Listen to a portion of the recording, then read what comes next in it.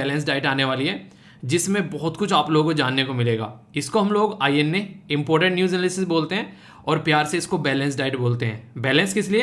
क्योंकि सब कुछ आप लोगों को इसके अंदर देखने को मिलेगा। जो जो भी आप लोगों की सेहत बनाने के लिए आप लोगों को चाहिए वो सारा माल मसाला इसके अंदर है। तो अच्छे से पूरी वीडियो को एंजॉय कीजिएगा एंड तक का। वीडियो के एंड में आप लोगों से कई सारे कुछ क्वेश्चंस भी होंगे, कुछ वोकेबलरी भी होगी और वो बच्चों के नाम भी होंगे जिन्होंने शानदार तरीके से आंसर दिए गए हैं। ठीक है, 2 इंपॉर्टेंट डे भी आप लोगों से डिस्कस करूंगा, काफ़ी इंपॉर्टेंट है। और यूरोप के कुछ रिलेशन के बारे में बात करूंगा। पुतिन ने जो है बिल्कुल बवाल मचा रखा है, वो भी हम लोग जानेंगे, कई सारी बातें जानने को मिलेगी। ठीक है, अभी हुआ क्या, पहले यहाँ पर ये बात कर लेते हैं एक बार। बिहार के अंदर में बड़ी ही एक दुर्घटना देखने को मिली रिसेंटली। अभी ये पर्टिकुलर जो टाइगर यहाँ पर आप लोगों को देखने को मिला, ये बिहार के फॉरेस्ट डिपार्टमेंट के द्वारा प्राइवेट हंटर को लाया गया मारने के लिए इसको, और इसको मारने के बाद में कुछ ऐसा प्रोसीजर आप लोगों को देखने को मिला जिसपे यहाँ पर लोग जो हैं वो इसके ऊपर कूद रहे थे। आप लोगों को लग रहा होगा कि टाइगर जिंदा है, जिंदा होता तो आप लोगों को लग रहा है कोई आसपास में घूम रहा होता, अब तक तो हड्डियां चबा जाता है इनकी, मसाला निकाल के हड्डियों का। कंडीशन ये है, मरे हुए के ऊपर किस तरीके से ट्रीट कर रहे हैं। टाइगर यार इस तरीके से, एक तरीके से मतलब नेशनल एनिमल है और इस तरीके से ट्रीटमेंट मिल रहा है और पब्लिकली ऐसी वीडियो वायरल भी हो रही है। तो ये एक तरीके से काफ़ी अंदर से मतलब काफ़ी बुरा लगा। एक तो मर चुका है, उसके बाद में कम से कम रेस्पेक्ट तो दो उसको।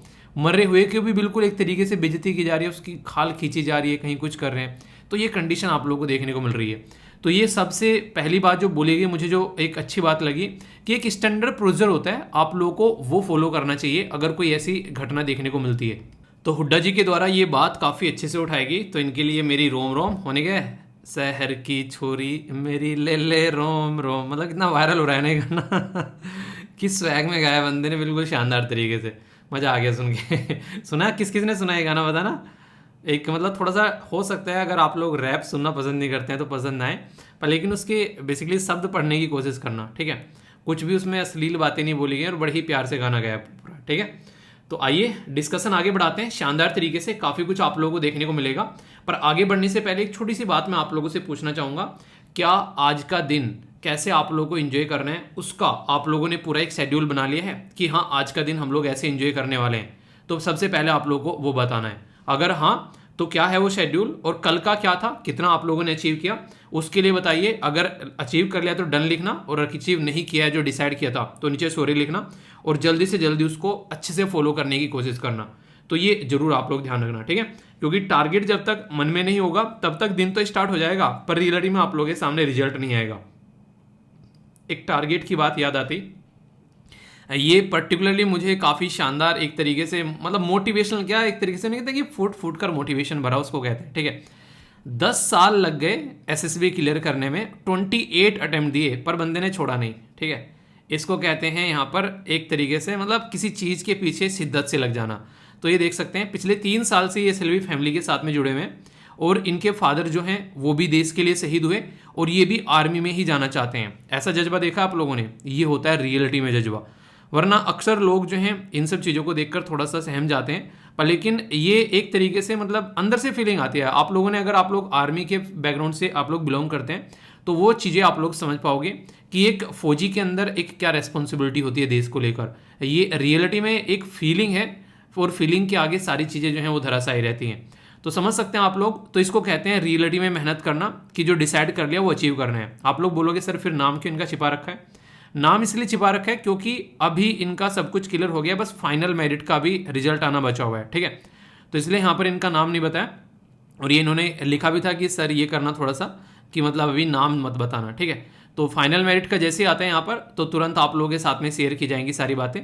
तो ये आप लोग देखिए यार, जज्बा होता है तो इस तरीके का होता है। ठीक है, तो यहाँ पर आप लोग देखते हैं, तो आप लोगों को कॉन्ग्रेचुलेसन अगर लिखना है तो कॉन्ग्रेचुलेसन SLV कमांडो लिख देना। ठीक है, क्योंकि वैसे भी ये उसी जोन में जा रहे हैं। ओके, तो ऑल द बेस्ट ब्रदर, आगे जैसे ही रिजल्ट आएगा जरूर शेयर करना, फिर SLV फैमिली के साथ में धूम धड़ाके से शेयर करेंगे। ठीक है, तो इस तरीके से यार लगे रहना है, जो डिसाइड कर लिया उसके लिए तो आप लोगों को उस पर टिके रहना है। ठीक है, मैं ये नहीं कह रहा हूँ कि आप लोग 15-20 साल उस चीज़ के पीछे लग रहे हो, पर लेकिन एक मन में उसके लिए अगर आप लोगों के पास में ऑप्शन है तो एक अच्छी भावना रखो उसको कि अचीव करने के लिए। साइड में थोड़ा बहुत कुछ आप लोग कर सकते हो जो भी आप लोगों को सुटेबल लगे, एक साइड में स्टेपनी टाइप में, ताकि साइड में चीज़ें चलती रहें, पर लेकिन अपने टारगेट को धूमिल नहीं पड़ने देना आप लोगों को। ठीक है, तो अच्छे से एंजॉय करो यार। और जिसका पेपर है, अभी एक बच्चे के द्वारा बोला गया 16 तारीख को उसका पेपर है शायद, उड़ीसा पीसीएस का। तो आप लोगों ने देखा कई सारे उड़ीसा पीसीएस के जो बच्चे हैं उनका अच्छे से सिलेक्शन हुआ, तो आप लोग अच्छे से एंजॉय कर सकते हैं। और इसी तरीके से आप लोग भी अपनी चीज़ों को जो है मतलब एक तरीके से अच्छे से लेकर चलिए, क्योंकि जब फाइनल डे आता है वही आप लोगों की पूरी मेहनत दिखाता है कि आप लोगों ने क्या मेहनत की है। शानदार बात बोली गई, अभ्यास हमें बलवान बनाता है। किसी चीज़ को अगर आप लोग जिंदगी में प्रैक्टिस करोगे ना तो वो आप लोगों को ताकत देगा। दुख हमें इंसान बनाता है और हमें विनम्र बनाता है। जब इंसान को दुख आता है ना जिंदगी में, वो भी आप लोग कुछ ना कुछ सिखा के जाता है। तो जिंदगी में चाहे आप लोग अभ्यास कर रहे हैं, चाहे दुख आ रहा है, चाहे कोई भी प्रॉब्लम आ रही है, चाहे कोई जीत आ रही है जिंदगी में, वो आप लोगों के व्यक्तित्व को निखारती है। इस तरीके से समझ सकते हैं कि हर एक चीज़ आप लोग कुछ ना कुछ सिखा के जाती है। पर विश्वास जो है ना, वो एक ऐसी चीज़ है, जब तक आप लोग उस विश्वास के धागे को टूटने नहीं देंगे, वो हमेशा आप लोगों को आगे बढ़ने की प्रेरणा देगा। जैसे आप लोग यहाँ पर देख सकते हैं, इनको कहीं ना कहीं ट्रस्ट था कि यार ये करना है तो करना है, और उसी को लेकर ये आगे बढ़ते चले गए। तो ये वाला जज्बा अगर आ जाएगा तो फिर यार सारी मुश्किलें आप लोगों को मुश्किलें नहीं लगेंगी, आप लोगों को आराम से रास्ते मिलने स्टार्ट हो जाएंगे। एक ऐसा इंसान है जो कि हमेशा समस्याओं पर फोकस देता है, उसको समस्या लगती रहेंगी हमेशा। और एक ऐसा इंसान है जो समस्या पर फोकस नहीं देता है, रिजल्ट पर फोकस देता है, वो अपने टारगेट पर फोकस देता है। आप लोग यहाँ पर देख लो, कल ही मैंने शेयर किया था हरगुन के बारे में कि बीमार है, और कल ही इनके द्वारा शानदार तरीके से आंसर भी दे दी गई। बहुत सारे बच्चे ऐसे हैं जो कि इस तरीके से आंसर दे रहे हैं रेगुलरली, और यहाँ पर नीतीश कुमार के द्वारा देखो शानदार तरीके से इनके द्वारा भी आंसर दिए गए। तो अगर आप लोग अपनी बीमारी को साइड में रखकर अपने काम पर फोकस देना स्टार्ट कर दोगे तो बीमारी भी आप लोगों के सामने बोनी लगने लगेगी, छोटी। तो इस तरीके से अपने टारगेट को लेकर आप लोगों को चलना है, ठीक है। तो जिंदगी में हमेशा कोशिश करो यार, अपनी जो टारगेट होता है ना उसको धूलमित मत पड़ने दो, चाहे कुछ भी होता रहे। क्योंकि टारगेट अगर आप लोगों के माइंड में से एक बार धूलमित पड़ गया तो फिर आप लोगों के मन में वो एनर्जी नहीं रहेगी। अभी मतलब सुबह उठना है आप लोगों को, तो उठने के पीछे टारगेट होना चाहिए। इसीलिए कहता हूं सोने से पहले शेड्यूल बना लिया करो। कौन कौन बनाता है बताना, उसको जरूर बनाना है। और ये ऐसी चीज है जो कि आप लोगों को इमीडिएटली रिजल्ट नहीं देगी, आराम आराम से रिजल्ट देगी, पर जब रिजल्ट आएगा ना वो शानदार रहेगा। अभी यहाँ पर एक बच्चे के द्वारा बकायदा मेल किया गया मुझे, कह रहा सर जिस दिन से कमेंट बॉक्स में आंसर दे रहा हूँ उस दिन से मेरी बहुत सारी स्पेलिंग मिस्टेक सुधर गई हैं। मैंने तो नहीं बोला था कि आंसर दो स्पेलिंग मिस्टेक सुधरेगी, पर लेकिन इसका मतलब ये कि सबसे पहले तो कॉन्फिडेंस आया, आंसर दे रहे हैं, स्पेलिंग मिस्टेक भी सुधर रही है।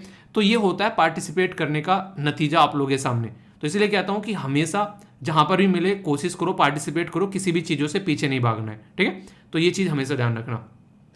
बाकी बताओ यहाँ पर ये एसएलवी कमांडो आर्टिकल डिस्कस करूंगा, मजा आ जाएगा आप लोग का, बहुत ही इंपॉर्टेंट आर्टिकल है, डिटेल में बातें करूंगा इस इंसान के बारे में, ठीक है। तो अच्छे से देखेंगे यहाँ पर। इसी के साथ में दो इंपॉर्टेंट डे पहले यहाँ पर देख लेते हैं।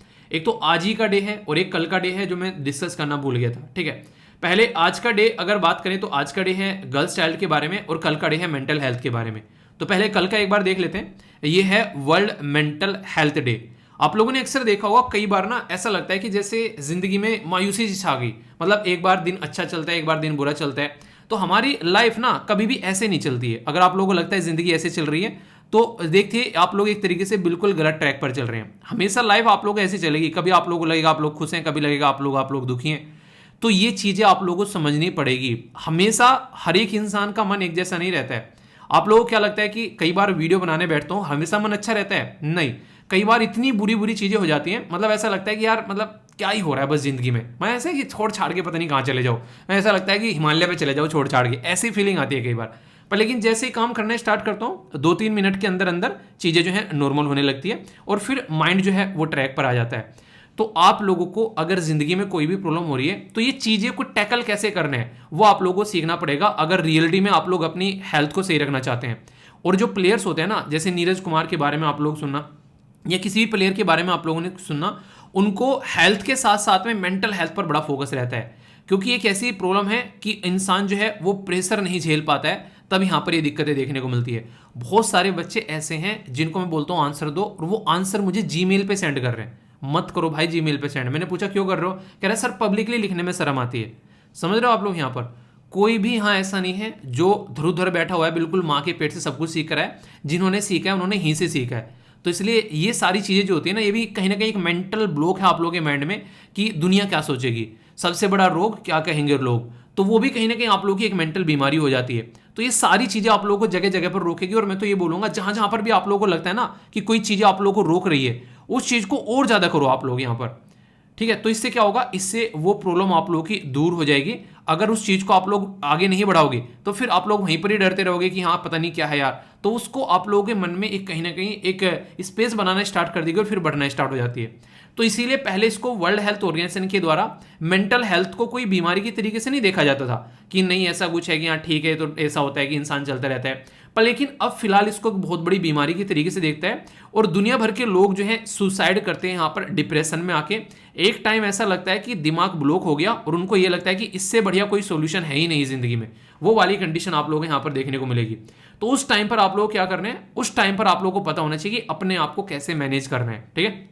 तो यहां पर ये कैसे आएगा, ये आएगा जब आप लोगों का माइंड जो है वो स्ट्रांग रहेगा। और इसी को कहते हैं कि इमोशनल इंटेलिजेंस, कैसे कैसे आप लोग अपनी जो इमोशंस होती है उनको आप लोग एक तरीके से कंट्रोल कर पाते हो, तो ही आप लोग चीज़ों को इनको सुधार पाओगे। बहुत जगह आप लोगों को ऐसा देखने को मिलेगा, जैसे कि घर में ही अभी एक एसएलवी फैमिली मेंबर के द्वारा मेल किया गया कि घर में उनकी मम्मी जो है वो बस उनको सपोर्ट करती है पढ़ने के लिए, पर लेकिन घर में और सब जो है वो उनको ढंग से ट्रीट नहीं करते हैं। ये आप लोग पढ़ के देखना एक बार, यहाँ पर ज्योति के द्वारा शेयर किया गया।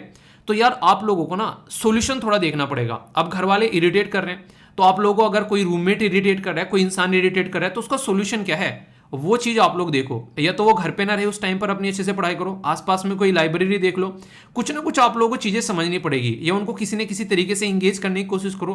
क्यों ना अपनी पढ़ाई को गेम बना दो, उनसे क्वेश्चन पूछने स्टार्ट कर दो। यहाँ पर इनकी मम्मी तो सपोर्ट करती है पर लेकिन मजाक उड़ाते हैं। और सबसे खतरनाक चीज क्या होती है, मम्मी पापा फिर भी एक बार को सपोर्ट कर देंगे, अंकल आंटी और जो होते हैं ना, जो पड़ोसी टाइप के जो लोग होते हैं, वो आप लोगों को हमेशा इस चीज़ से चिढ़ते हुए नजर आएंगे। और ये सबके साथ में है, हर एक इंसान के साथ में नेचुरल है। और तो इसको ऐसा मत सोचे आप लोगों के साथ में हो रही है, तो उसका सोल्यूशन देखो कि कैसे इन चीज़ों से बाहर निकलना है। और यही आप लोगों का मेंटल, आप लोगों को ये मेंटली आप लोग इस चीज़ को लेकर स्ट्रॉन्ग होते चले जाओगे और आप लोग चीज़ों का सोल्यूशन निकालना स्टार्ट कर दोगे। इवन वर्ल्ड हेल्थ ऑर्गेनाइजेशन भी कहता है कि इंटरनेशनल लेवल पर जो सुसाइड है उसको प्रिवेंट किया जा सकता है अगर इंसान जो मेंटली स्ट्रॉन्ग है। तो इसलिए बोला गया कि मेकिंग मेंटल हेल्थ और वेलबींग फॉर ऑल एक ग्लोबल प्रायोरिटी, जिसके बारे में कोई बात भी नहीं करता है, अब उसके बारे में हम लोग को बात करनी है। और इसको ग्लोबल लेवल पर जब बात करेंगे तो ये सॉल्यूशन निकल कर आएगा। एक इंसान अगर किसी दूसरे इंसान को देखकर चिढ़ रहा है तो वो रियलिटी में मेंटली बीमार इंसान है, आप लोगों को देखने को मिलेगा। एक तो होती है थोड़ी बहुत, एक तो देखिए, एक तो नॉर्मल सी जलन होती है हल्की फुल्की सी कि हाँ ठीक है, पर लेकिन अगर वो ये इस मुद्दे पर आ जाए कि वो सामने वाले की टांग खींचने लगे, बिल्कुल एक तो ऐसा है यार ये आगे निकल रहा है मैं यहीं पर रह गया, वो तो हर एक इंसान को होती है। 3 इडियट मूवी देखिए ना, कि दोस्त फेल हो जाए तो बुरा लगता है, पर अगर टॉप कर जाए तो और भी ज्यादा बुरा लगता है, काइंड ऑफ डायलॉग था ना वहाँ पे। तो ये चीजें हैं वो एक तरीके से इंसान में रहती है, पर लेकिन अगर सामने वाले की टांगी खींचने पर आ जाए तो वो तो एक तरीके से फिर बीमार इंसान है, वो अपने ऊपर फोकस ही नहीं दे रहा है। उसका ये फोकस नहीं है कि मुझे अपनी चीजें कैसे इंप्रूव करनी है, उसका ये फोकस है कि मुझे इसको कैसे पीछे खींचना है। और वो इंसान कभी भी अपनी लाइफ में आगे नहीं बढ़ेगा जो इस तरीके से सोच के चलेगा। तो इसलिए हमेशा ऐसे लोगों से डिस्टेंस बना के रखो जिंदगी में, एक नहीं कहते बहुत अच्छे वाले डिस्टेंस। और जैसा मैंने बोला था, जो रेगुलरली कुछ ना कुछ कमेंट लिखते हैं, जैसे कोई आंसर देता है, मुझे नाम याद हो गए, तो केडीएस न्यूज़ करके एक एसएलवी फैमिली मेंबर है, उनके द्वारा बड़ी शानदार कोटेशन लिखी गई, वो मुझे याद आ रही है अभी जब मैं कमेंट पढ़ रहा था। बोला गया उनके द्वारा 4 कदम चोर से, 14 कदम लातखोर से, और इसी के साथ में 74 कदम यानी कि 74 कदम चुगलखोर से आप लोगों को दूरी बनाकर रखनी है, ठीक है। यानी कि ये ऐसे लोग होते हैं जब किसी भी चीज़ की एक तरीके से जो कंडीशन खराब करते हो आप लोगों को नजर आएंगे, ठीक है। तो इस तरीके से लतखोर से, चुगलखोर से और यहाँ पर खासकर चोर से, इनसे हमेशा डिस्टेंस बना के रखनी चाहिए। तो इससे आप लोगों की एनर्जी ड्रेन नहीं होगी, ठीक है। तो ये था एक इंपॉर्टेंट डे जो कि आप लोग यहाँ पर देखते हैं। मेंटल हेल्थ के बारे में कुछ लिखने के लिए आ जाए ना, तो वहाँ पर आप लोग इस जो थीम है इसको भी यूज़ कर सकते हैं। नेक्स्ट बात की जा रही है international day of the girl child. Girl जो है वो मैक्सिमम प्रॉब्लम फेस करती है सोसाइटी में। जैसे मैंने अभी बताया यहाँ पर इनके बारे में, इनके घर में यहाँ पर बेसिकली चिढ़ाते हैं जब ये पढ़ती हैं या किसी से डिस्कशन करती हैं तो उसको चिढ़ाते हैं। तो लड़कियों के पैर खींचने के लिए दुनिया आप लोगों को मिल जाएगी, पर लेकिन इसी में आप लोगों को आगे निकल के जाना है, खासकर अगर लड़कियों को बात की जाए। पर लेकिन यहाँ पर अगर आप लोग थोड़ा सा घर में माहौल बना लेंगे पढ़ने का तो उसमें भी कोई दिक्कत नहीं है। और लड़कियों को तो हर जगह प्रॉब्लम फेस करनी पड़ती है, अगर आप लोग उठाकर देखोगे सारी चीज़ें। पर लेकिन ऐसा भी नहीं है, जैसे अभी अगर बात करूं, कई जगह लड़कियों की बहुत सारी ऐसी भी चीज़ें हैं जो कि नेगेटिव हैं। अभी जैसे नोएडा के अंदर एक सोसाइटी में एक वीडियो वायरल हुई, जो लड़की जो है वो गार्ड्स के साथ में उल्टी सीधी हरकतें कर रही है, ठीक है। तो कुछ ऐसी भी चीज़ें हैं, पर लेकिन वो काफ़ी माइन्यूट, बहुत कम केस आप लोगों को देखने को मिलेंगे। मैक्सिमम लड़कियों के साथ में आप लोगों को प्रॉब्लम नजर आएंगी। तो इसलिए थोड़ा सा यहाँ पर जरूरी है कि सपोर्ट करना। अभी एक लड़की बेसिकली आप लोगों ने देखा झाड़ी में उसको पैदा करके फेंक दिया, तो ऐसे भी माँ बाप हैं। जो लड़कियों को बिल्कुल बोझ समझते हैं। और ये बात मैं लिख के दे सकता हूँ इस टाइम पे, जब आखिरी में बात आती है ना, मैक्सिमम आप लोगों को माँ बाप के साथ में लड़कियां खड़ी हुई आप लोगों को मिलेंगी, ठीक है, क्योंकि लड़कों को और भी बहुत सारे काम होते हैं। ओके, तो वो सारी चीज़ें हैं। और लड़के तो कई बार तो बैलेंस बनाने में रह जाते हैं कि माँ की सुने कि सास की, माँ की सुने कि बहू की सुने, ठीक है। तो वो वाली कंडीशन आप लोगों ने देखी होगी शादी के बाद में कई सारे दोस्त हैं बहुत रोते हैं, ठीक है। तो ये कंडीशन आप लोगों ने देखी होगी, यार ये चल रहा है ज़िंदगी में, क्या कर लें, मतलब ज़िंदगी है एक तरीके से, पहले तो ये शादी हो जाए फिर उसको ऐसे, इसका मतलब नहीं शादी नहीं करनी है, करो उस इंसान के साथ में जिसके साथ में आप लोगों की सोच मैच करती है, ठीक है, जो आपको समझे और आपके परिवार को समझे चीज़ें उस तरीके से। तो यहाँ पर जो गर्ल चाइल्ड है 11 अक्टूबर 2022 में ये डे सेलिब्रेट किया जाता है। बेसिक यहाँ पर मुद्दा ये कि कैसे जो जेंडर बायसनेस है सोसाइटी के अंदर में उसको हम लोगों को मिटाना है। और ये हमारे देश के अंदर नहीं है, अगर आप लोगों को लग रहा है ये सारी दिक्कत हमारे देश के अंदर है तो आप लोग बिल्कुल सरासर गलत हो, ये दुनिया भर में आप लोगों को देखने को मिलेगी। बल्कि हमारे देश में तो दुनिया में आज़ादी के तुरंत बाद में हमारे देश में सबको वोटिंग राइट दे दिया। यूएसए की महिलाओं ने लड़कर वोटिंग राइट लिया, उनको दिया नहीं गया था। बाकी प्रॉब्लम क्या है, जैसे गर्ल चाइल्ड की चाइल्ड मैरिज कर दी कि पढ़ा के आगे क्या करना है, डिस्क्रिमिनेशन कि हाँ एक तरीके से लड़की क्या करेगी बाहर जाकर अगर कुछ आगे करना है। वायलेंस सोसाइटी में सबसे ज़्यादा वायलेंस तो घर में ही देखने को मिल जाता है, कहीं सास से, कहीं आप लोगों को, इवन छोटे भाई आज के डेट में तो शादी से पहले ही मिल जाता है। मम्मी पापा के एक तरीके से ना, मम्मी पापा को छोड़कर नॉर्मली अगर बात करें, अगर पापा शराब वगैरह नहीं पीने वाले हैं ना, दारू पी के पिटाई कर देना, उसके अलावा नॉर्मली देखो तो नॉर्मली मम्मी पापा एक तरीके से प्रोटेक्ट करके रखते हैं अच्छे से, ठीक है। वो सारी चीज़ें आप लोग यहाँ पर देख सकते हैं। और बाकी अपॉर्चुनिटी उनको ढंग से नहीं मिल पाती है। बच्चे को पढ़ने के लिए तो आप लोग देखने को मिलेगा, मतलब लंदन भेज देंगे पर लड़की को जो है दूसरी सिटी में भी नहीं भेजेंगे। और उनका भी कंसर्न रहता है, कई सिक्योरिटी को लेकर यहाँ पर माँ बाप परेशान रहते हैं क्योंकि ऐसा माहौल नहीं मिल पाता है। तो वो थोड़ी सोचने वाली बात है यहाँ पर, ठीक है। तो बात की जा रही है थीम क्या है यहाँ पर कि over time is now, over rights over future. तो ये काफी इंपॉर्टेंट है। तो अधिकार के बारे में बात की जा रही है और फ्यूचर के बारे में बात की जा रही है। तो ओवर टाइम इज नाउ यानी कि अभी टाइम स्टार्ट हो गया, हमारे अधिकार और हमारा फ्यूचर, तो उसके बारे में बात करनी है। और आज के टाइम में लड़कियां हर जगह कंधे से कंधा मिलाकर चल रही हैं। तो अगर वुमेन इंपावरमेंट के बारे में कुछ लिखने के लिए आ जाए तो वहां पर भी आप लोग इस्तेमाल कर सकते हैं और डायरेक्ट तो क्वेश्चन बन ही सकता है। ओके, इंटरेस्टिंग है यहाँ पर ये भी एक कोटेशन जो कि आप लोग इस्तेमाल कर सकते हैं। बोला गया कि हमारी सबसे बड़ी जो एक तरीके से जो ग्लोरी है, एक तरीके से वो कभी भी फेल होने में नहीं है, फेल होकर फिर से उठने में है। फेल होना कोई गलत चीज़ थोड़ी ना होती यार। मैं आप लोगों को बता दूं, अगर मैंने कितने फॉर्म भरे हैं, मतलब मैं कितनी बार फेल हुआ हूँ, तो आप लोग ये कहेंगे कि इस इंसान से पढ़ना नहीं चाहिए हम लोगों को, ठीक है। मतलब ये रियलिटी बता रहा हूँ मैं आप लोगों को। और कोई भी इंसान ऐसा नहीं है जो बिना फेल हुए एक सही पोजीशन पर पहुंच गया होगा। बहुत रेयरली आप लोग ऐसे इंसान देखने को मिलेंगे। सबसे बड़ी प्रॉब्लम क्या आती है यहाँ पर, आती है गाइडेंस की। जैसे मैं गाँव से निकल कर आया तो कोई भी गाइडेंस देने वाला नहीं था। जो मन किया उसको करना स्टार्ट कर दिया, उससे फिर आगे चले, फिर ऐसे मन कर दिया कहीं कभी पहुंच गए। मतलब सारे पेपर दे रखे हैं, ऐसा आप लोग बोल सकते हो। कोई पेपर शायद ऐसा होगा देश के अंदर में जो ना दिया हो, ना कहीं कुछ तो चीज़ें हो जाएं। पर लेकिन जब रियलिटी में एक जगह फोकस करना स्टार्ट किया तब रिजल्ट आने स्टार्ट हुए। तो वो कंडीशन आप लोग समझ सकते हैं। तो सिचुएशन क्या होती है, कुछ ऐसी चीज़ें बन जाती हैं लाइफ में, फिर वो वाले एग्जाम निकल गए जिनके लिए पहले परेशान था, मैंने कहा ये हो जाए, पर फिर ऐसा लगने लगा यार इन एग्जाम का क्या करना है, अब कुछ अच्छा करना है ज़िंदगी में। तो फिर वहाँ से फिर आगे चलना स्टार्ट हो गई चीज़ें। तो ज़िंदगी में हमेशा आगे बढ़ते रहो, कहीं भी रुकना नहीं है। जहाँ पर आप लोग रुक जाओगे वहीं पर ही दिक्कत है। तो ज़िंदगी में कोमा होने चाहिए, कभी फुल स्टॉप नहीं होना चाहिए।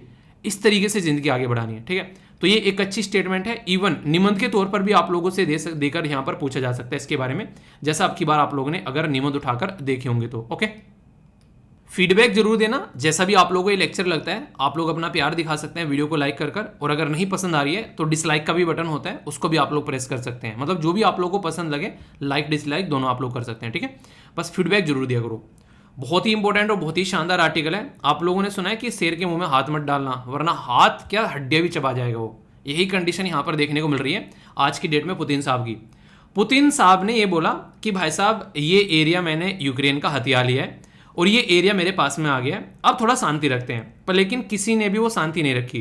पुतिन साहब ने तो यहाँ पर सेलिब्रेशन भी दिखा दिया था कि हाँ भाई साहब ये देखो हम लोगों ने सेलिब्रेशन भी कर लिया है कि 15% जो एरिया है वो मेरे कंट्रोल में आ चुका है। 4 एरिया, उन चारों एरिया के नाम लिखिए, देखता हूँ किस किसको पता है जो भी पुतिन साहब ने अपने कंट्रोल में लिए थे।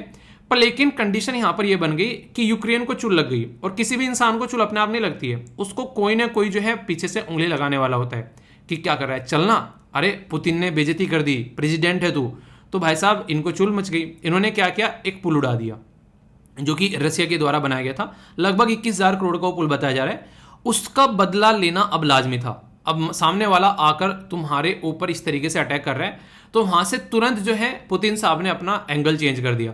पहले तो ये लड़ाई अलग तरीके से चल रही थी, पर पुल उड़ा देना, बिल्डिंग उड़ा देना, कोई स्कूल उड़ा देना, ये एक टेररिस्ट एक्टिविटी की कैटेगरी में आते हैं। तो पुतिन साहब अब ये बोल रहे हैं कि हमारे ऊपर एक टेरर अटैक हुआ है। अब वो सब तलैंडी में चला गया कि वॉर क्या चल रही है और वो क्या चल रहा है, तो वहां पर जो बाइडन लगे हुए हैं पुतिन को सप्रेस करने के लिए। पर ये इंसान जो है वो सप्रेस होने तो दूर की बात है, ये उस चीज के बारे में सोच भी नहीं रहा है कि वो कुछ गलती कर रहा है, उसको कोई फर्क नहीं पड़ रहा है। जिसको सैंक्शन वैंक्शन लगाना है लगा लो यार, तुम खेल लो सैंक्शन, ठीक है, जब तुम खेल लो तो बता देना, अब जब बात करनी होगी तो तब देख लेंगे, ठीक है। क्योंकि इसके पास में दो ऐसे दोस्त हैं, एक तो चाइना और दूसरा इंडिया, जो कि मार्केट की तरीके से इसके पास में मोर देन सफिशिएंट है। अगर उनके साथ में अच्छे रिलेशन बनाकर चीजें चलते रहे तो ये सिचुएशन आप लोग यहाँ पर समझ सकते हैं। अभी आर्टिकल क्यों न्यूज में कर रहा हूँ, बहुत लंबे समय से ये न्यूज में है, फिर से न्यूज में आ रखा है। बात की जा रही है नॉर्ड स्ट्रीम पाइपलाइन के बारे में। ये क्या है, कहां पर लोकेटेड है, आखिर मुद्दा क्या है, ये भी बहुत बड़ा रीजन था जिसके बारे में आप लोगों को पता होना चाहिए कि ऐसी ऐसी भी कहानियां आप लोगों को देखने को मिलती हैं। अगर बात की जाए तो एक क्वेश्चन भी मैं आप लोगों से पूछना चाहूंगा ताकि आप लोग अच्छे से इसको समझ सकें कि what are Nord Stream pipelines. R लिखा हुआ है, इसका मतलब एक नहीं है दो है, जी हाँ ठीक है। डिस्कस करना है कि recent leakage crisis around it, इसमें अभी लीकेज क्राइसिस देखने को मिला और उसकी वजह से इन्वायरमेंट को क्या नुकसान पहुंचता है उसके जो लीकेज से, तो इसके बारे में भी आप लोग थोड़ा सा देखेगा भी, ठीक है। तो कई सारी बातें बताता हूं आप लोगों को, चलूंगा। सबसे पहले तो जैसे जैसे सर्दी बढ़ना स्टार्ट हो जाएगी वैसे वैसे यूरोप के अंदर में घबराहट बढ़ना स्टार्ट हो गई है। घबराहट मतलब यूरोप को डर लग रहा है। रीजन क्या है, अगर आप लोग देखोगे पूरा मैप में कि यूरोप लोकेटेड कहां पर है, तो यूरोप जो है वो आप लोगों को यहां पर देखने को मिलेगा। यूरोप वाला एरिया हमारी कंट्री के नॉर्थ में आप लोग बोल सकते हैं यहां पर। तो इसका मतलब ये है कि ये आर्टिक वाले रीजन में है, आर्टिक वाला रीजन आप लोगों को ऊपर देखने को मिलेगा, तो इसका मतलब ठंडी बहुत पड़ने वाली है। तो अब तक इनका मजा चल रहा था, ये इंजॉय कर रहे थे अपनी लाइफ को। क्यों? क्योंकि रसिया शानदार तरीके से इनको गैस सप्लाई कर रहा था। तो रसिया गैस सप्लाई कर रहा था तो ये ठंडियों में अपना अच्छे से इंजॉय करते थे उस गैस का यूटिलाइजेशन करके। पर फिलहाल अभी वो गैस सप्लाई रसिया ने बिल्कुल बंद कर डाली है। तो वो जो गैस सप्लाई बंद हो गई है, अभी इन देशों के अंदर हड़कंप मची हुई है और प्राइस जो है वो काफी ज्यादा हाई हो गया है। उसका रीजन क्या है? उसका रीजन है रसिया और यूक्रेन की लड़ाई। क्योंकि रसिया और यूक्रेन की लड़ाई में यूक्रेन के सपोर्ट में खड़ा हुआ है पूरा यूरोप और रसिया की अपोज में खड़ा हुआ है। उसके पीछे रीजन क्या है? यूक्रेन ने अभी फॉर्म निकाले थे, जैसे एसएससी ने और बैंक पीओ ने भी फॉर्म निकाल रखे हैं, ऐसे यूक्रेन ने उसने नेटो ने फॉर्म निकाले और बोला कि वैकेंसी है भाई साहब आ जाओ। तुरंत जो है जो यहाँ पर जेलेंस्की साहब जो है अपना फॉर्म लेके पहुंच गए। तो उसमें बोला कि पूरा फॉर्म अच्छे से भर के लेके आओ, ठीक है, इसमें कमी रह गई है, तुम्हारी क्वालिफिकेशन जो है वो अप टू द मार्क नहीं है, ठीक है, उसमें लीडर चाहिए और तुम एक कॉमेडियन हो, ठीक है। ऐसी कुछ हरकतें देखने को मिली। मतलब स्टार्टिंग में लग रहा था कि सास के साथ में बंदर लड़ रहा है, पर लेकिन रियलिटी में कहीं ना कहीं आप लोग ये देख सकते हैं कि इंसान को समझ लेना चाहिए कि उसने गलती कर दी है, सामने कौन है ये समझने के लिए तैयार नहीं है। एक वो नहीं कहते कि इंसान अगर एक बार को कहीं गिर जाए तो उसको उसमें बेशर्मी नहीं फील करनी चाहिए, उसको कपड़ों को झाड़कर आगे चल देना चाहिए। पर बेशर्मी किस में है कि गिर गया है और उसको पता है सामने कौन बैठा है और फिर से वहां पर दूसरों के बहकावे में आकर वही हरकतें किया जा रहा है जिसकी वजह से लड़ाई लड़ी थी। ये भाई साहब फॉर्म लेके पहुंच गए नेटो के पास में कि मेरा फॉर्म है और इसको एक्सेप्ट कर लो। तो नेटो ने बोला अभी कहाँ, अभी थोड़ा और बर्बाद हो उसके बाद में आना, तेरी बर्बादी का तमाशा देखेंगे उसके बाद में आना। तो वही सिचुएशन अभी यहाँ पर देखने को मिल रही है। तो यहाँ पर पुतिन साहब जो है वो बिल्कुल अड़ गए हैं। उन्होंने बोला टेरर अटैक हुआ है, इसका दमकर एक तरीके से जवाब दिया जाएगा और दुनिया भर की मिसाइलें दाग डाली यूक्रेन के ऊपर में। 10-12 लोगों की बोला है डेथ भी हो गई वहां पर। वो तो एक अलग मुद्दा हो गया। दूसरा आर्टिकल है, अभी ये मुद्दा ये चल रहा है कि पूरी ये जो गैस पाइपलाइन है ये भी ठप पड़ी हुई है और इसकी वजह से काफी सारी प्रॉब्लम यहाँ पर देखने को मिल रही है। तो यहाँ पर जो अभी अगर बात की जाए स्वीडन के कोस्ट पर यहाँ पर जो बात की जाए, इसमें एक तरीके से कुछ दिक्कतें देखने को मिली, लीकेज डैमेज यहाँ पर देखने को मिला पाइपलाइन के अंदर, जो नॉर्ड स्ट्रीम गैस पाइपलाइन है। और ये एक नहीं है, ये 2 पाइपलाइन आप लोगों को यहाँ पर देखने को मिलेगी जो कि बाल्टिक सी से होती हुई यहाँ पर जाती है। ये आप लोगों को दिख रही है ग्रीन और ये आप लोगों को देखने को मिल रही है डॉटेड है। तो जो पहले वाली है वो तो शानदार तरीके से गैस पहुंचा रही है, कहां पर? जर्मनी तक का। पर लेकिन जो दूसरे वाली है उसको अभी स्टार्ट किया जा रहा था तो वो स्टार्ट हो नहीं पाई पूरी, उससे पहले यहां पर रसिया और यूक्रेन वाला बवाल खड़ा हो गया। तो स्टार्टिंग में तो यहां पर सबने ये सोचा कि यार चलो अपनी गैस तो कंप्लीट कर लेते हैं, गैस पाइपलाइन तो, और यहां पर जो चलता रहेगा उसको सुधार लेंगे। पर लेकिन ऐसा हुआ कुछ नहीं है। तो यहाँ पर जो नॉर्ड स्ट्रीम 1 है वो 2011 में उसको कंप्लीट कर दिया गया था और यूरोप के अंदर में काफी लार्ज स्केल पर वो गैस पहुंचा रही थी। पर लेकिन सेकंड वाली जो है वो सितंबर 2021 में यहाँ पर ये कंप्लीट हुई। पर लेकिन जैसे यहाँ पर चीजें स्टार्ट हुई तुरंत आप लोगों के सामने दिक्कत यहाँ पर देखने को मिल रही है। बोला ये जा रहा है कि अगर दोनों पाइपलाइन प्रॉपर वे में काम करती रहे, आगे 50 सालों तक भी यूरोप को किसी की उस तरफ को लखाने की जरूरत नहीं है कि भाई साहब मुझे गैस दे देना, नहीं, ये सारा पूर्ति कर देगा रसिया। इतना गैस है, मतलब भर भर के मिलेगा अगर तुम मेरे साथ में इज्जत से पेश आओगे। तो पुतिन ने बोला कि इज्जत से पेश आओ, तुम्हारी सारी आवश्यकताओं की पूर्ति करूंगा, और अगर इज्जत से पेश नहीं आओगे तो भाई साहब तुम्हारे नाक में दम कर दूंगा। तो वही हुआ अभी यहाँ पर। तो ये पर्टिकुलर एरिया जहां जहां पर ये पहुंचती रसिया से, यहाँ पर आप लोगों को फिनलैंड, स्वीडन, डेनमार्क, जर्मनी, ये सारी यहाँ पर गैस पाइपलाइन कई सारी कंट्री को इसके थ्रू यहाँ पर इनके द्वारा प्रोवाइड कराई जा रही थी। पर लेकिन वो चीज़ें जो है वो यहाँ पर कंप्लीट नहीं हुई, जिसकी वजह से यहाँ पर दिक्कतें देखने को मिलने लगी काफ़ी ज़्यादा। तो ये सिचुएशन यहाँ पर निकल कर आ रही है। तो अभी यहाँ पर जो मुद्दा है, अभी मुद्दा यहाँ पर यह है कि ये जो पाइपलाइन के अंदर जो भी दिक्कत देखने को मिल रही है, इसकी वजह से यूरोप के अंदर में काफ़ी ज़्यादा एक तरीके से प्रेशर भी आप लोग यहाँ पर बोल सकते हैं, सिचुएशन जो है वो काफ़ी ज़्यादा खराब हो रही है। और जो वॉर चल रही है उसकी वजह से और ज़्यादा सिचुएशन जो है वो यहाँ पर भी बुरी देखने को मिल रही है प्रेजेंट टाइम पर। कंगाली में आटे गीले वाली बात आप लोगों ने सुनी है, तो वही कंडीशन यहाँ पर देखने को मिलेगी। यूरोप ने अभी यहाँ पर क्या किया, रसिया से बोला कि हम तुमसे क्रूड ऑयल खरीदना बंद कर रहे हैं। क्रूड ऑयल मतलब कच्चा तेल। इन्होंने इंडिया के ऊपर ही प्रेशर बनाया कि रसिया से जो है क्रूड ऑयल खरीदना बंद कर दो, और यहाँ पर गैस वैस मतलब गैस तो आती नहीं है, पर क्रूड ऑयल वगैरह खरीदना बंद कर दो। क्यों? क्योंकि रसिया ने ठेले पर रख लिया सारा सामान और बोला भाई साहब, नहीं कहते एक तरीके से बिल्कुल आधे भाव में बेचूंगा, तुमको कर लो क्या करना है। तो रशिया ने काफ़ी कम प्राइस पर इंडिया को क्रूड ऑयल दिया। इसी के वजह से लगभग सेकंड लार्जेस्ट सप्लायर इंडिया का बन गया फिलहाल टाइम पे रसिया, क्योंकि बिल्कुल ही सस्ते प्राइस में दे रहा है। तो हम लोग क्यों ना खरीदें भाई साहब, हम तो अपनी पूर्ति करेंगे। अभी यहाँ पर ये दोगला चेहरा आप लोगों को देखने को मिल रहा था, किसका? यूएसए और यूरोप का। वो हमारे ऊपर प्रेशर बना रहे कि रसिया से तुम सामान मत खरीदना, और भाई साहब अपनी गैस की सप्लाई जो है वो कम करने की एक नाम ही नहीं ले रहे। तो जब यहाँ पर इन्होंने बोला पुतिन के ऊपर सैंक्शन लगाएंगे, तो यहाँ पर एक बड़ी ही इंटरेस्टिंग चीज देखने को मिली। पुतिन ने बोला तुम सैंक्शन वैंक्शन तो बाद में लगा लेना, जो तुमको करना है तुम खेल लो पहले एक बार, ठीक है? तुम सैंक्शन खेल लो, और जो तुम खेल के हट जाओ तो मुझे बता देना, फिर बात कर लेंगे। इन्होंने बोला क्रूड ऑयल हम तुमसे नहीं लेंगे। पुतिन ने बोला अच्छा, अरे तुम कौन हो लेने नाम लेने वाले, तुम क्रूड ऑयल की बात कर रहे हो, मैं तुमको गैस भी देना बंद करता हूँ। तो जैसे ही पुतिन ने यहाँ पर ऐसी कुछ बातें बोली यहाँ पर, तो कहीं ना कहीं उनकी गैस निकल गई यूरोप की, ठीक है? तो उनको मतलब हड़कंप सा मच गया कि कैसे कंडीशन यहाँ पर होगी।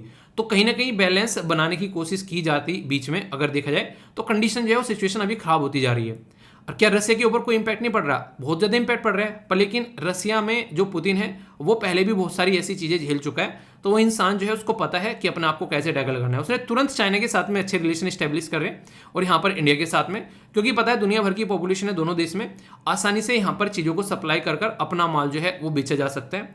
क्योंकि लगभग 40% जो यहाँ पर बजट है रसिया का, वो गैस और ऑयल को सप्लाई करने से आता है। तो यहां से आप लोग समझ सकते हैं कितना इंपॉर्टेंट है। पर लेकिन यूरोप के अंदर भी अगर बात करें, 40% जो गैस है वो रसिया से आती है, तो उनके लिए भी एक कम डिफिकल्टी वाली बात नहीं है। तो दोनों के लिए यहाँ पर ये एक तरीके से बहुत ही बुरी कंडीशन अभी फिलहाल जो देखने को मिल रही है। आने वाले टाइम पे ये कितना सुधर पाती है वो तो टाइम बताएगा, पर फिलहाल के टाइम पे सिचुएशन जो है वो काफी ज्यादा खराब है। और ये खराब कहां से होना स्टार्ट हुई थी, आज की बात नहीं है। डोनाल्ड ट्रंप भाई साहब ने पूरा प्रेशर बनाया यहाँ पर, बेसिकली किसके ऊपर? यहाँ पर जो यूरोपियन कंट्री है, कि तुमको रसिया से ये चीजें खरीदनी नहीं चाहिए, और वो चाह रहा था कि यहाँ पर ये लाइन जो है वो पूरी न हो। ऐसी कंडीशन यहाँ पर देखने को मिल रही थी। पर लेकिन वही है कि रोकने वाला से बड़ा बचाने वाला होता है। तो एक तरीके से ये चीजें आगे बढ़ी, और ये दोनों चीजें जो है वो स्टार्ट हो गई। वो एक अलग बात है यहाँ पर। अभी फिलहाल टाइम पर अगर आप लोग देखोगे, जो कंडीशन खराब हुई वो रसिया और यूक्रेन की वॉर से हुई, और इसका इस गैस पाइपलाइन से कोई सीधा ज्यादा रिलेशन है नहीं, ठीक है? ये कंडीशन देखने को मिलेगी। थोड़ा बहुत है कि यूक्रेन को थोड़ा बहुत वहां से माल पानी मिल रहा था, जो पहली गैस पाइपलाइन थी। जब यहाँ पर दूसरी चीजें अभी यहाँ पर होना स्टार्ट हो गई, तो उसमें यूक्रेन का कट गया। तो यूक्रेन ने बोला लगभग $3 बिलियन का मुझे फायदा हो रहा था, अब वो हो नहीं रहा है, तो उसकी वजह से मुझे नुकसान झेलना पड़ेगा। तो कुछ कुछ प्रॉब्लम है, पर लेकिन वो उनकी ऐसी नहीं कि बहुत बड़ी प्रॉब्लम है कि तुम उसके लिए लड़ने बैठ जाओ। तो इसके चलते यहाँ पर सिचुएशन जो है काफी ज्यादा खराब होती चलेगी। और अब सिचुएशन आप लोगों के सामने कि कंडीशन क्या यहाँ पर बनी हुई है, ठीक है? तो सारी चीजें जो भी बातें मैंने बताई हैं उसके सारे नोट्स आप लोगों को मिल जाते हैं पीपीटी में। बस टॉपिक को समझा करो अच्छे से, और आप लोगों के माइंड में कोई डाउट नहीं होना चाहिए, ठीक है? अभी फिलहाल क्वेश्चन है आप लोगों के सामने, बाल्टिक जो स्टेट है यहाँ पर, उसके बारे में अगर आप लोगों से पूछ ले, क्योंकि बाल्टिक सी जो है वो न्यूज में है, और यहाँ से क्वेश्चन आप लोगों के बनते हैं बड़ी जल्दी। तो आप लोगों को बताना है कि यहाँ पर कौन सा करेक्ट स्टेटमेंट है। एस्टोनिया, इसी के साथ में लिथुआनिया, यहाँ पर लिथुविया, या फिर रसिया। तो बाल्टिक कंट्री कौन कौन सी है ये बताना है। ए में बोला गया 1 2 3, बी में बोला गया 2 3 4, सी में बोला गया 1 3 4, डी में बोला गया ऑल ऑफ द अबव। फिर से कह रहा हूं, एक बार वीडियो को पॉज कर लिया करो, उसके बाद में आंसर दिया करो। इससे आप लोगों के दिल को भी तसल्ली मिलेगी कि हाँ भाई साहब आंसर सही हो गया है। और अगर गलत हो गया तो परेशान होने की कोई जरूरत नहीं है। परेशान और हैरान से कोई सोल्यूशन नहीं निकलता। ये सोचना कि वाह कुछ नया सीखने को मिल गया, ठीक है। क्योंकि गलत वही चीज़ होती है जिसमें या तो आप लोगों ने इससे प्रैक्टिस ना की हो या फिर आप लोगों को उसके ऊपर कॉन्फिडेंस ना हो। तो इसलिए उसको पॉजिटिव नोट पर लेकर चलना है अगर चीज़ों को रियलिटी में प्रोडक्टिव रखना चाहते हो लाइफ में। तो यहाँ पर आंसर क्या है? आंसर यहाँ पर ए देखने को मिलेगा, रसिया नहीं है यहाँ पर ये, ठीक है। तो ये आप लोगों के सामने यहाँ पर ये पर्टिकुलर जिसको आप लोग समझ सकते हैं। तो क्वेश्चन बन जाए बाल्टिक सी के बारे में, तो आप लोगों को कन्फ्यूजन नहीं होना चाहिए, ठीक है। तो ये हो गया यहाँ पर पर्टिकुलर अगर बात की जाए तो। क्वेश्चन है यहाँ पर जो बेसिकली स्टेटमेंट के बेस पर आप लोगों से पूछा गया है। बात की जा रही है नोर्ड स्ट्रीम 2 के बारे में कि कंप्लीट हो गई पर फिर भी ऑपरेशनल नहीं हुई क्योंकि रसिया ने पुल आउट कर लिया, ठीक है। दूसरा यहाँ पर फिर यूक्रेन की रसिया की लड़ाई स्टार्ट होगी। रसिया का 1/3 से ज़्यादा बजट जो है वो गैस और ऑयल बेचने से आता है। अगर बात करें यहाँ पर over the last few year जो यूरोप है वो मोर डिपेंडेंट है गैस इंपोर्ट करने में रसिया से। क्यों? क्योंकि डोमेस्टिक प्रोडक्शन कम हो गया है। कौन सी करेक्ट स्टेटमेंट है ये बताना है। ओनली 1, ओनली 2 या फिर ऑल ऑफ द अबो या फिर नन ऑफ द अबो। तो सही आंसर क्या है? फिर से बोल रहा हूँ कि केबीसी खेल लेते हैं, वीडियो को पॉज करके एक बार आंसर दे लिया करो, ठीक है। तो यहाँ पर सही आंसर क्या है? देखो सबसे बड़ी कॉमन सेंस यहाँ पर इस स्टेटमेंट में देखने को मिलेगी कि ये कंप्लीट एक तरीके से नहीं हो पाई, ऑपरेशनल नहीं हो पाई। क्यों? क्योंकि रसिया इससे बाहर निकल गया। आप लोगों को लगता है रसिया बाहर निकलेगा? रसिया बाहर नहीं निकला था, जर्मनी इसको छोड़ के भाग गया था। और कहीं ना कहीं ये यूएसए का प्रेशर भी था। और जैसे ही रसिया ने यूक्रेन के ऊपर जो अटैक किया वो भी एक प्रेशर आप लोगों को देखने को मिलेगा, उसकी वजह से यहाँ पर ये छोड़कर भाग गया। बाकी दोनों स्टेटमेंट बिल्कुल सही है। लास्ट वाली स्टेटमेंट में देखो इंसान क्या करता है, जैसे अपने खेतों में अगर आप लोग गेहूं नहीं उगा रहे हो तो आप लोग क्या करोगे? किसी और से गेहूं खरीदना स्टार्ट करोगे। तो किसी और के ऊपर डिपेंडेंसी आप लोग की हो गई। हो सकता है एक बार वो बोल दे कि हमारे यहाँ गेहूं मैंने किसी और को भेज दिया, अब की बार आपको नहीं दूंगा, तो आपको कहीं और से उसको अरेंज करना पड़ेगा। तो यही काम हो रहा है कि यूरोप के अंदर में गैस का प्रोडक्शन नहीं हो रहा है, तो उन्होंने कहीं और से उसको अरेंज करना स्टार्ट कर दिया, जिसकी वजह से सिचुएशन यहाँ पर निकल कर आ रही है। बहुत डिपेंडेंसी यहाँ पर होगी। और रसिया का तो 40% के करीब माल पानी जो है वो गैस ही से आता है। तो इसलिए यहाँ पर भी आप लोग देखते हैं तो ये मोर देन 1/3 आप लोगों को देखने को मिलेगा। तो डिपेंडेंसी तो दोनों की है, रसिया की भी और यूरोप की भी। बड़ी इंटरेस्टिंग चीज़ यहाँ पर ये है कि दोनों में से बोला ये जा रहा है कि आपुन झुकेगा नहीं, ठीक है। तो दोनों ये बोल रहे हैं, तो उसकी वजह से यहाँ पर ये सिचुएशन देखने को मिल रही है। तो इंपॉर्टेंट आर्टिकल है, डायरेक्ट मैप बेस्ड क्वेश्चन भी बन सकता है। आंसर राइटिंग के लिए भी क्वेश्चन आप लोगों से पूछा जा सकता है। और इसी के साथ में बेसिक इन्फॉर्मेशन के बारे में भी आप लोग याद रखिएगा, ठीक है। कुछ और स्लाइड यहाँ पर डाल दिए जिससे कि आप लोग कोई कंफ्यूजन ना हो अगर जब रिवीजन करने आप लोग बैठो, तो ये सारी चीज़ें भी आप लोगों के सामने, जिससे आप लोग काफ़ी ज़्यादा फायदा देखने को मिलेगा, ठीक है। तो इस तरीके से आर्टिकल को पढ़ो कि आप लोग एमसीक्यू भी तैयार हो जाए, आंसर राइटिंग भी, और कोई इंटरव्यू भी पूछ ले कि ऐसा क्यों हो रहा है भैया, ये तो बता दो। मैंने कहा था उसमें जो मूवी है आमिर खान वाली, इसमें भैया बोलता है उसको, संजय दत्त को तो भैया कोई भी दिक्कत हो तो पूछ लिया करो, ठीक है भैया। तो ये था पूरा आर्टिकल, कन्फ्यूजन नहीं होना चाहिए। बहुत सारी चीज़ें कवर कर दी एक साथ में, और साथ ही साथ में पुतिन का और यूक्रेन का क्या इशू चल रहा है वो एक एक्स्ट्रा चीज़ें भी आप लोगों को बता दी, ताकि क्या चल रहा है मार्केट में उसके बारे में थोड़ा सा आइडिया रहे, ओके। नेक्स्ट आर्टिकल जो है वो इस पिक्चर से रिलेटेड है। यहाँ पर ये जब मैंने ये पिक्चर शेयर की थी इंस्टाग्राम पे, तो एक बच्चे ने कमेंट किया था, कमेंट नहीं सर मेल किया था, कमेंट किया था, याद नहीं आ रहा, कह रहा है सर बिल्कुल सीधी लाइन बैठा रखी है आपने तो बिल्कुल तो मुझे काफ़ी इंटरेस्टिंग लगा था वो। देखो जब तुम ये काम करते हो ना, देखो पूरा खेत वहाँ से वहाँ तक का लाकर ये पूरे खेत में इसी तरीके से गन्ना बोया गया था, ठीक है। अभी यहाँ पर भी कुछ खूड़ ऐसे हैं बचे हुए जिनमें अभी यहाँ पर ये डालना है। तो ये गन्ना उगाने का जो प्रोसीजर होता है यहाँ पर, कई सारे बच्चों को पता नहीं था। ऐसे जो बच्चे हैं कई सारे सिटी में रहते हैं जो कभी गाँव में नहीं गए, तो कई सारे बच्चों ने बड़े सरप्राइज हुए, बोले सर कर क्या रहे हो ये बताओ तो सही। तो ऐसी भी चीज़ें आप लोगों को देखने को मिलती है। इसीलिए जब यूपीएससी की आप लोगों की ट्रेनिंग होती है ना, तो आप लोगों को वो गांव में भी लेकर जाते हैं, आप लोगों को रियलिटी में दिखाते हैं वो किस तरीके से आप लोगों को किन लोगों के लिए काम करना है, ठीक है।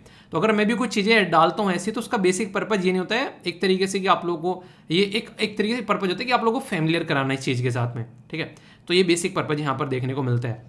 तो ये काफ़ी एक तरीके से मुझे सरप्राइज हुआ। मैं सोच भी नहीं रहा था कि कोई ऐसे क्वेश्चन पूछेगा कि सर कर क्या रहे हो ये, ठीक है। तो वो मुझे थोड़ा सा लगा, क्योंकि एक इंसान रहता है ना इस माहौल में रहता है, उसको लगता है सबको पता ही होगा यार ये, पर वो सरप्राइजिंग लगा मुझे रियलिटी में, ठीक है। क्यों दिखा रहा हूँ ये पिक्चर, क्यों डिस्कस कर रहा हूँ? क्योंकि हमारा देश जो है वर्ल्ड में लार्जेस्ट प्रोड्यूसर बन गया है। किसका? प्रोड्यूसर और कंज्यूमर दोनों, ठीक है। किसका? शुगर का, यानी कि चीनी का। तो ये इसलिए यहाँ पर न्यूज़ में आ गई है। और वर्ल्ड में सेकंड लार्जेस्ट एक्सपोर्टर भी आप लोगों को देखने को मिलेगा, ठीक है। तो ये क्वेश्चन आप लोगों से पूछा जा सकता है, इसके बारे में भी मैं आप लोगों से बात करने वाला हूँ। सबसे पहले आप लोग ये बताओ, जैसे कि दूध पीते हैं चीनी डालकर, कई सारों ने पिया होगा, वैसे मैं पहले पीता था, मतलब जब कई बार ना बाहर रहते हैं तो शक्कर खत्म हो जाती है, वैसे मैं शक्कर खाता हूँ, इसको नॉर्मली आप लोग ब्राउन शुगर तो खांड को बोलते हो, शक्कर बिल्कुल रो गुड़ की तरीके से बनाई जाती है, थोड़ा सा उसमें सोडा वोडा डाल के, ठीक है। तो वो बिल्कुल एक अच्छी चीज़ रहती है। तो नॉर्मली मैं दूध हमेशा शक्कर में पीता हूँ, ठीक है, और गुड़ भी उसके साथ में बेसिकली खाने के बाद में खा लेता हूँ। आजकल तो खत्म हो रखा है, ठीक है। जब खत्म हो जाएगा उस टाइम पे आप लोग कुछ और भी चीज़ें ढूंढ सकते हैं उसकी जगह, जो भी आप लोगों को अल्टरनेटिव लगे। और मीठे से मतलब फल फ्रूट्स खा लो या फिर जो भी आप लोगों को लगे। पर इंटरेस्टिंग चीज़ क्या है जो मुझे अभी भी कभी कभी याद आता है, जैसे चीनी डालते थे जब दूध में, तो आप में से कितने हैं जिन्होंने ये हरकतें की हैं कि चीनी ज़्यादा डाल ली, बाद में बचेगी फिर चम्मच से खाएंगे किया है कभी मुझे बड़ा मज़ा आता था ये बची हुई चीनी को चम्मच से खाने में तो मुझे याद आ गया एकदम। तो ये काफ़ी इंटरेस्टिंग है। यहाँ पे भारत जो एक तरीके से भारत चीन चीनी सॉरी चीन चीन जो चीन नहीं चीनी, ठीक है। भारत चीन का दुनिया में सबसे बड़ा उत्पादक बन गया है, चीन उत्पाद कर रहे हैं हम लोग, ठीक है तो चीन नहीं है चीनी है, ठीक है। तो यहाँ पर चीनी का उत्पादक बन गया है, तो ये काफ़ी बड़ी बात है। तो congratulations to all of you. और सबसे बड़ी बात है कि हम लोग एक्सपोर्ट भी कर पा रहे हैं। तो ये किसकी वजह से हो रहा है? ये मेरी वजह से हो रहा है। क्यों? क्योंकि मैं गन्ने उगा रहा हूँ खेतों में, है कि नहीं मेरी वजह से नहीं है, हर एक उस किसान की वजह से हो रहा है जो अपने खेतों में गन्ने उगा रहा है और मेहनत कर रहा है। अभी मैं घर पे बैठा हुआ था एक दिन, तो पापा जी से बात कर रहा था, मैंने बोला कि खेतों में जैसे अभी फिलहाल गन्ना उगाया जा रहा है तो एक प्रॉब्लम देखने को मिल रही है। तो जैसे कभी कभी बातें करने लगते हैं बैठ के, तो उन्होंने बताया कि मैंने कहा कुछ प्रॉब्लम क्या अभी फिलहाल देखने को मिलती है। तो आज की डेट में सबसे बड़ी प्रॉब्लम जो है कि गन्ना जो है उगाने के लिए बहुत ज़्यादा वहाँ पर खाद वगैरह डालना पड़ता है। और उसके पीछे रीज़न क्या है, जो मील जो अभी फिलहाल की डेट में जो गन्ना लेता है किसानों से, वो एक ही बीज बच गया है वहाँ पर। पहले कई सारी वैरायटी आया करती थी, अब उन वैरायटियों में बीमारी लगती है। अब यहाँ पर डिपेंडेंसी क्या हो गई है, यही गन्ना तुमको लेकर जाना है, मतलब बीज लेकर जाना है, इसी बीज को उगाना है क्योंकि खरीदूंगा मैं इसी को। तो कहीं ना कहीं जो ये गन्ना है ना, ये जो नीक होता है जिसको गन्ना बोलते हैं, ये कैसी क्रॉप है? ये एक कमर्शियल क्रॉप है जो कि पैसे के लिए किसानों के द्वारा उगाई जाती है। जैसे वीट है, हमारे घर पे जैसे गेहूं हम लोग उगाते हैं तो बेचने के लिए कभी नहीं उगाते हैं, अपने लिए उगाते हैं, अपना रोटी पानी चलती रहे। और दूसरा जानवरों को जो घर में गाय भैंस वगैरह है उनको डालने के लिए उगाते हैं। ये बेसिक दो पर्पज से उगाया जाता है। यानी कि कमर्शियली हमारे एरिया में गन्ना कमर्शियल क्रॉप है जिससे पैसा कमाते हैं किसान, और वो बेसिकली गेहूं अनाज वगैरह जो उगाए जाते हैं वो अपने लिए उगाए जाते हैं। पर लेकिन अगर आप लोग कुछ और एरिया में आप लोग जाओगे, अलग अलग एरिया की अगर मैं बात करूं आप लोगों से, वहां पर आप लोगों को, हमारे एरिया में भी कुछ ऐसे लोग हैं जो कि गेहूं इसलिए उगाते हैं क्योंकि वो बेचते हैं, पर मैं अपने घर की बात बता रहा हूं पर्टिकुलर। पर लेकिन अगर कुछ और एरिया में आप लोग देखो, कुछ ऐसे राज्य हैं जहां पर आप लोगों को एमएसपी अच्छा खासा मिलता है, तो वहां पर उसको कमर्शियल क्रॉप की तरीके से लेने लगता है। तो कमर्शियल क्रॉप वो क्रॉप होती है जिसको बेचकर आप लोग पैसा कमाते हो। कोई भी क्रॉप कमर्शियल क्रॉप हो सकती है जिसको खुद के कंजप्शन के लिए नहीं, मैक्सिमम बेचने के लिए आप लोगों ने उगाया है। तो ये एक कमर्शियल क्रॉप है आज की डेट में अगर बात करें नॉर्थ इंडिया में भी, और आप लोगों को देखने को मिलेगी महाराष्ट्र की साइड में भी काफी लार्ज स्केल पर। तो आज की डेट में अगर रीजन देखें, एक गुड़ प्रोडक्शन हमारे देश में क्यों हो रहा है, शुगर कैन का अगर कोई आप लोगों से पूछने लगे तो इसमें बहुत बड़ा रीजन है। अभी हमारे देश में फोकस किया जा रहा है किसके ऊपर? एथेनॉल के ऊपर। यानी कि एथेनॉल के ऊपर फोकस किया जा रहा है जिससे कि हम लोग पेट्रोल और क्रूड ऑयल जो होता है बेसिकली कच्चा तेल, उसके ऊपर अपनी डिपेंडेंसी कम कर सके। तो इसीलिए जो गन्ना है वो गन्ने के ऊपर फोकस इसीलिए निकल कर आ रहा है ताकि हम लोग दूसरी चीज़ों के ऊपर, लोगों के ऊपर डिपेंडेंट न रहे, अपने ही खेतों में गन्ना उगा सकें और फिर यहाँ पर अच्छे से अपना एथेनॉल प्रोड्यूस कर सकें, ठीक है। तो प्राइस अच्छा खासा मिलने की अभी संभावनाएं हो रही हैं। तो शुगर कैन प्रोडक्शन जो है वो रिकॉर्ड हाई अभी आप लोगों को देखने को मिल रहा है। तो एक्सपोर्ट भी अच्छा खासा यहाँ पर चीज़ें हो रही हैं जिसकी वजह से फायदा हो रहा है। और गवर्नमेंट की पॉलिसी इसमें काफ़ी बड़ा रोल प्ले कर रही है। गवर्नमेंट ने जैसे अगर लिखने के लिए आ जाए तो गवर्नमेंट क्या कर रही है, जैसे गवर्नमेंट ने कई सारे अभी यहाँ पर स्टेप उठाए यहाँ पर जो कि फायदा पहुंचाएंगे। जैसे कि यहाँ पर एथेनॉल के बारे में बात की जा रही है, दूसरा एथेनॉल ब्लेंडिंग विद पेट्रोल, ठीक है। तो एथेनॉल के प्रोडक्शन के लिए, ब्लेंडिंग के लिए fair and remunerative price question पूछा जा सकता है, डिटेल में डिस्कस करूंगा। स्टेट एडवाइस प्राइस क्या होता है वो बताऊंगा। और रंग राजन कमेटी के बारे में बात करें तो यहाँ पर भी कुछ ऐसी चीजें थी जिससे इन चीजों को सपोर्ट मिल सके। तो सबसे बड़ी बात क्या है यहाँ पर, सबसे बड़ी बात यह है कि एक तरीके से जो कंट्रोल था खासकर वो कंट्रोल भी हटाना होता है। कई बार क्या होता है, जैसे हमारे देश में कोई प्रोडक्ट ऐसा है कि बहुत ज़्यादा है तो उसको अगर बेचना है तो यहाँ पर आराम से हम लोग बेच सकते हैं। पर लेकिन कोई प्रोडक्ट अगर कम हो गया देश के अंदर में तो गवर्नमेंट क्या करती है, उसके ऊपर टैक्स लगा देती है। कोई बेचेगा तो उसको ज़्यादा टैक्स देना पड़ेगा। तो एक्सपोर्ट और इंपोर्ट को महंगा भी किया जा सकता है, वो गवर्नमेंट की पॉलिसीज के ऊपर डिपेंड होता है। तो ये यहाँ पर आप लोगों को देखने को मिलेगा, ठीक है। तो गवर्नमेंट की जो इनिशिएटिव है उसके ऊपर बहुत डिपेंडेंट होता है, इसलिए गवर्नमेंट को फैसिलिटेटर बोलते हैं। फैसिलिटेटर मतलब अगर कोई भी एक्सपोर्ट या इंपोर्ट हो रहा है तो गवर्नमेंट उसको सपोर्ट प्रोवाइड कराए, ना कि वहां पर जाकर खुद कहने लगे कि नहीं भाई हम ही गन्ना बेचेंगे। तुम गन्ना बेचोगे तो दूसरे काम कौन करेगा? वो वाली चीज़ देखने को मिलेगी। तो गवर्नमेंट को उस पैटर्न में लेकर यहाँ पर चलना है, ठीक है। अभी यहाँ पर अगर बात करें, कुछ बातें मैं आप लोगों को बताऊंगा जो कि फैक्चुअल है पर इंपॉर्टेंट है, डायरेक्ट क्वेश्चन पूछा जा सकता है। ये यहाँ पर आप लोगों से ज्योग्राफी के अंदर भी बन जाता है। अगर ज्योग्राफी आप लोगों को ऑप्शनल है तो आप लोगों को ये चीज़ जरूर पता होना चाहिए। एक एग्रीकल्चर फार्मर्स कम्युनिटी से आप लोग आते हैं, किसान फैमिली से, तो इंटरव्यू के अंदर भी आप लोगों से क्वेश्चन पूछा जा सकता है। और आप लोगों के घर पर कौन कौन सी खेती की जाती है, आप लोगों के एरिया में कौन सी खेती की जाती है, उसमें क्या मेन प्रॉब्लम है और किस चीज पर ज्यादा एरिया में फोकस रहता है, वो सारे क्वेश्चन आप लोगों के इंटरव्यू के तैयार आप लोगों को अभी से ही चीजें साथ साथ में करते रहना है, ठीक है। क्योंकि यार ये एक ऐसा एग्जाम है, इसमें आप लोग ये निकाल ही नहीं सकते कि ये इंटरव्यू में पूछा जाएगा, ये यहाँ पर मेंस में आएगा, ये प्रीलिम्स में आएगा। जो टॉपिक प्रीलिम्स में आ रहा है वही मेंस में भी आ सकता है, और जो मेंस में आ रहा है वो इंटरव्यू में पूछ सकता है। तो इसलिए उसको सेपरेट मत करो, टॉपिक को ऐसे तैयार करो कि क्वेश्चन यहां से अगर ऐसे पूछ ले तो उसका भी आंसर हम लोग दे देंगे। तो यहाँ पर ये टेम्परेचर है, यहाँ पर 21 से 27 तक का इसका टेम्परेचर होना चाहिए, बारिश 75 से लेके 100, और यहाँ पर एक लूमी सोइल चाहिए, ठीक है। ये सबसे ज्यादा महाराष्ट्र, उत्तर प्रदेश, कर्नाटक, गुजरात और तमिलनाडु में आप लोगों को शुगर कैन यानी कि गन्ना प्रोड्यूस किया जाता है। इंडिया लार्जेस्ट प्रोड्यूसर और कंज्यूमर दोनों शुगर कैन की आप लोगों को देखने को मिलेगी। इसलिए हमारे देश जो है के लोग जो है काफ़ी मीठे होते हैं, यानी कि स्वीट भाषा वाले लोग होते हैं हम लोग, ठीक है, नॉर्मली देखने को मिलेगा। यानी कि हम लोग एक तरीके से देखा होगा आप लोगों ने, एक नहीं कोई गुस्से में हमसे कुछ नहीं करवा सकता, प्यार से हमारी जान भी ले ले तो हम दे देते हैं, वो वाली आप लोगों को देखने को मिलेगी। नॉर्मली इंडियन की टेंडेंसी है, ठीक है। तो कहीं ना कहीं हम लोग एक तरीके से शांति प्रिय लोग हैं, एक ऐसे देश से हम लोग आते हैं, ऐसा भी आप लोग बोल सकते हो। बाकी अगर बात की जाए यहाँ पर जो गन्ना उगाना होता है तो लेबर की जरूरत पड़ती है, बिना लेबर के काम नहीं होता है। तो यहाँ पर एक लेबर आप लोग देख सकते हो, ठीक है। तो लेबर के बिना ये काम जो है थोड़ा ठप पड़ जाता है। तो इसके चलते यहाँ पर एक अच्छी खासी लेबर लगती है खेत के अंदर में, जब आप लोग इसको बोते हो और फिर उसके बाद में जब इसको छीलते हो गन्ने को उगाने के बाद में, इवन बीच में बात करें जब बारिश आती है तो भाई साहब ये गिर जाते हैं, ऐसे मेड़ बांधनी पड़ती है, ठीक है। बहुत सारे गन्नों को ऐसे एक जगह बेसिकली बांधना पड़ता है, इस तरीके की मेड़ लगानी पड़ती है, इसको बांध के ऐसे रखना पड़ता है। कई बार क्या होता है पूरा का पूरा गिर जाता है, तो स्टूल लेके जाया करते थे, इसको सीधा किया करते थे ऐसे है, मेरे ताऊ जी पूरा काम करवाया करते थे हमसे उन्होंने पूरा किसान बना रखा है, कल को खेती करनी पड़ जाए तो कोई दिक्कत नहीं है, मैं खेती कर लूँगा जाके, ठीक है सब कुछ सीख रखा है तो यहाँ पर ये सारी चीज़ें करनी हुआ करती थी, ठीक है। तो इससे क्या होता है, इससे ये होता है कि हम लोग जो हैं एक तरीके से ये पूरी मेहनत करनी पड़ती है, तो एक अच्छी खासी मैनुअल लेबर की रिक्वायरमेंट इसके अंदर में होती है। तो ये समझ सकते हैं उगाने से लेकर बोने से काटने तक का और फिर इसको मील तक पहुंचाने तक का, वो गन्ने की पूली बांधते हैं, फिर उसको अपना बुग्गी या फिर ट्रैक्टर में रखकर उसको ये तो अपना कोई आसपास में जो तोलने का सिस्टम है वहां तक, या फिर उसको मतलब मील तक ले जाना होता है जिसके आसपास में मील होता है। हमारे आसपास में कोई मील नहीं है तो कांटा बोलते हैं, कांटे पे गन्ने डाल के आने, तो वो कांटा लगा होता है, कांटा मतलब तोलने वाला सिस्टम वहां पर, तो वहां पर लेकर जाते हैं। तो यहाँ पर आप लोगों को देखने को मिलेगा इसके मेन प्रोडक्ट क्या क्या हैं, वो काफ़ी अच्छे हैं। अगर इनके बारे में बात की जाए, जैसे कि शुगर चीनी निकलती है, गुड़ जैगरी निकलती है, खंडसी जिसको मैं खांड बोल रहा था वो यहाँ से निकल के आती है, और मोलिसेस इसके ऊपर क्वेश्चन पूछा गया यूपीएससी ने, ठीक है। तो ये भी निकल के आता है, तो ये निकल के आता है, इसको खोई बोलते हो आप लोग। जब गन्ने को क्रस्ट कर देते हैं ना, उसमें से रस निकाल देते हैं। गन्ने का जूस पिया कभी आप लोग, देखना गन्ने का जूस जो है बेसिकली नॉर्मली अगर देखा है तो आप लोगों को देखना कि काफ़ी अच्छे से एक तरीके से, मतलब मैं बोल क्या रहा था, मतलब गन्ने का जूस जब निकल जाता है उसके अंदर से तो तब वो खोई हो जाती है बिल्कुल, ठीक है। तो जैसे गन्ने का रस भी निकालते हैं, ठीक है, और नींबू डाल के गटक जाओ फिर उसको, काफ़ी अच्छा लगता है, टेस्टी एकदम, ठीक है।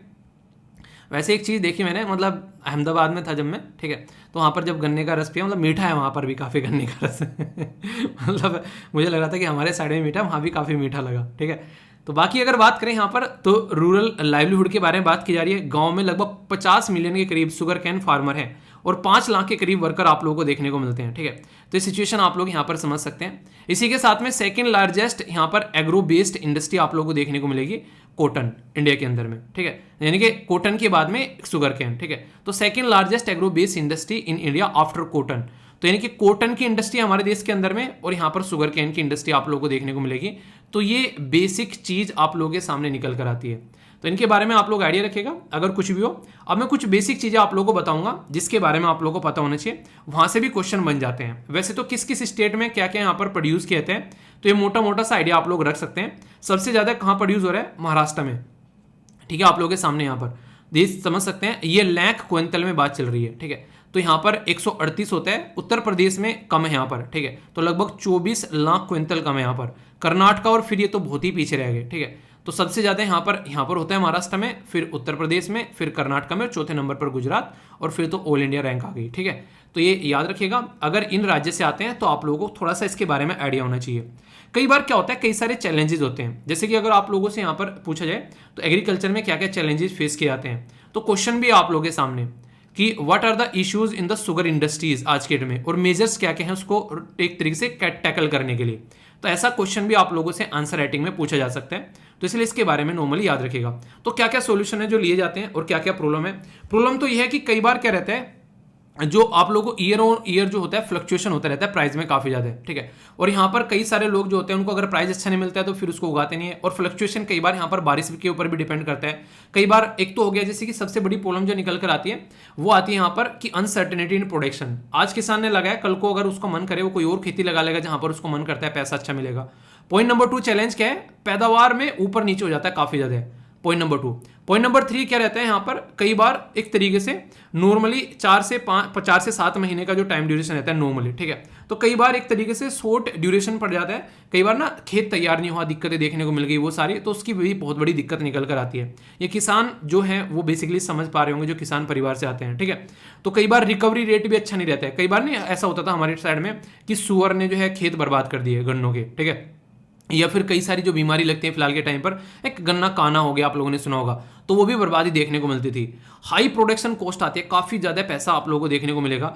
बीज लगाओ वहां पर, उसमें प्रॉपर टेक्नोलॉजी यूज करो, मतलब एक तरीके से ना पूरा प्रोसीजर चलता है। फिर यहाँ पर एक तरीके से मतलब मेहनत का काम है, ऐसा नहीं कि हवाबाजी में आप लोगों का हो जाएगा। और देखने को मिलेगा खासकर गन्ने का खेत जहां पर अच्छा खड़ा रहता है, मतलब लगता है कि इंसान ने मेहनत कर रखी उसके ऊपर, ठीक है। और जब पत्तियां चीरती है ना भाई साहब, एक तरीके से चिरमिराट उठता है शरीर के अंदर में, वो तो अभी भी याद आता है मुझे वो कंडीशन ऐसी रहती है जिसकी कुछ हद नहीं है, ठीक है। तो ये सारी सिचुएशन आप लोग समझ सकते हैं। तो मतलब क्या है, कहने का मतलब यहाँ पर ये है कि ये सारी चीजें जो है कहीं ना कहीं एक मेहनत का काम है यहाँ पर। और खासकर जब मैनुअल काम होता है तो कई बार इंसान बीमार हो जाए, वो दिक्कत हो जाए, तो किसानों को और भी प्रॉब्लम झेलनी पड़ती है बहुत सारी।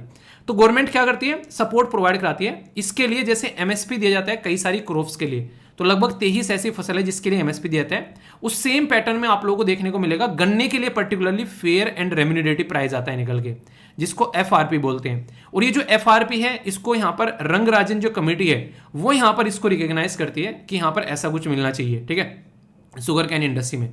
अब इस एफआरपी में भी 2 झोल है। 2 झोल क्या है, मतलब एक तो सेंट्रल गवर्नमेंट का रहता है और एक यहाँ पर स्टेट गवर्नमेंट का रहता है। तो जो सेंट्रल गवर्नमेंट का रहता है पहले उसके बारे में बात करते हैं और फिर स्टेट गवर्नमेंट पे ऊपर लेकर चलूंगा। सेंट्रल गवर्नमेंट ने अगर यहाँ पर बोल दिया कि एफआरपी ये रहने वाला है यहाँ पर, ठीक है, फेयर एंड रेम्यूनरेटिव प्राइस, तो स्टेट गवर्नमेंट उसमें थोड़ा सा ऐड कर फिर अपना प्राइस रखेगी। क्योंकि मान लीजिए सेंट्रल गवर्नमेंट ने बोल दिया कि भाई साहब 300 रुपये पर क्विंटल जो है वो सब किसानों को मिलना चाहिए। अब यहाँ पर पंजाब जो है वो कर देगा 305, हरियाणा जो है वो कर देगा 310, उत्तर प्रदेश जो है वो कर देगा 315, महाराष्ट्र जो है उसने कर दिया 350। तो अपने अपने लेवल पर जो एक्स्ट्रा पैसे दिए जा रहे हैं 5, 10, 15, 50, ये स्टेट गवर्नमेंट अपने पास से देगी। ये काफी इंपॉर्टेंट है, यानी कि स्टेट गवर्नमेंट जो है वो अपने लेवल पर फिर खेलना स्टार्ट कर देती है यहाँ पर अपने किसानों को लुभाने के लिए, ठीक है। तो ये स्टेट एडवाइज प्राइस आप लोगों को देखने को मिलेगा, जो कि किसानों को एक अच्छी खासी सपोर्ट प्रोवाइड करा देता है यहाँ पर अलग अलग। इसीलिए आप लोगों को जैसे पेट्रोल डीजल का अलग अलग एरिया में प्राइस देखने को मिलते हैं, वही पैटर्न पे आप लोगों को यहाँ पर इसका देखने को मिलेगा। पर लेकिन ये क्वेश्चन बन चुका है ऑलरेडी एग्जाम में। सेंट्रल गवर्नमेंट अनाउंस करती है फेयर एंड रेम्यूनरेटिव प्राइस, ये तो याद रखना है, इसमें कोई डाउट नहीं होना चाहिए। इसका प्रोसीजर क्या है, इसका प्रोसीजर है कि फेयर एंड रेम्यूनरेटिव प्राइस जो है वो सेंट्रल गवर्नमेंट अनाउंस करती है और डिटरमाइन किया है ऑन द रिकमेंडेशन, ये commission for agriculture cost and price, जिसको CACP बोलते हैं। और ये अनाउंस किया जाता है cabinet committee on economic affair, जो कि चेयर की जाती है प्राइम मिनिस्टर जी के द्वारा।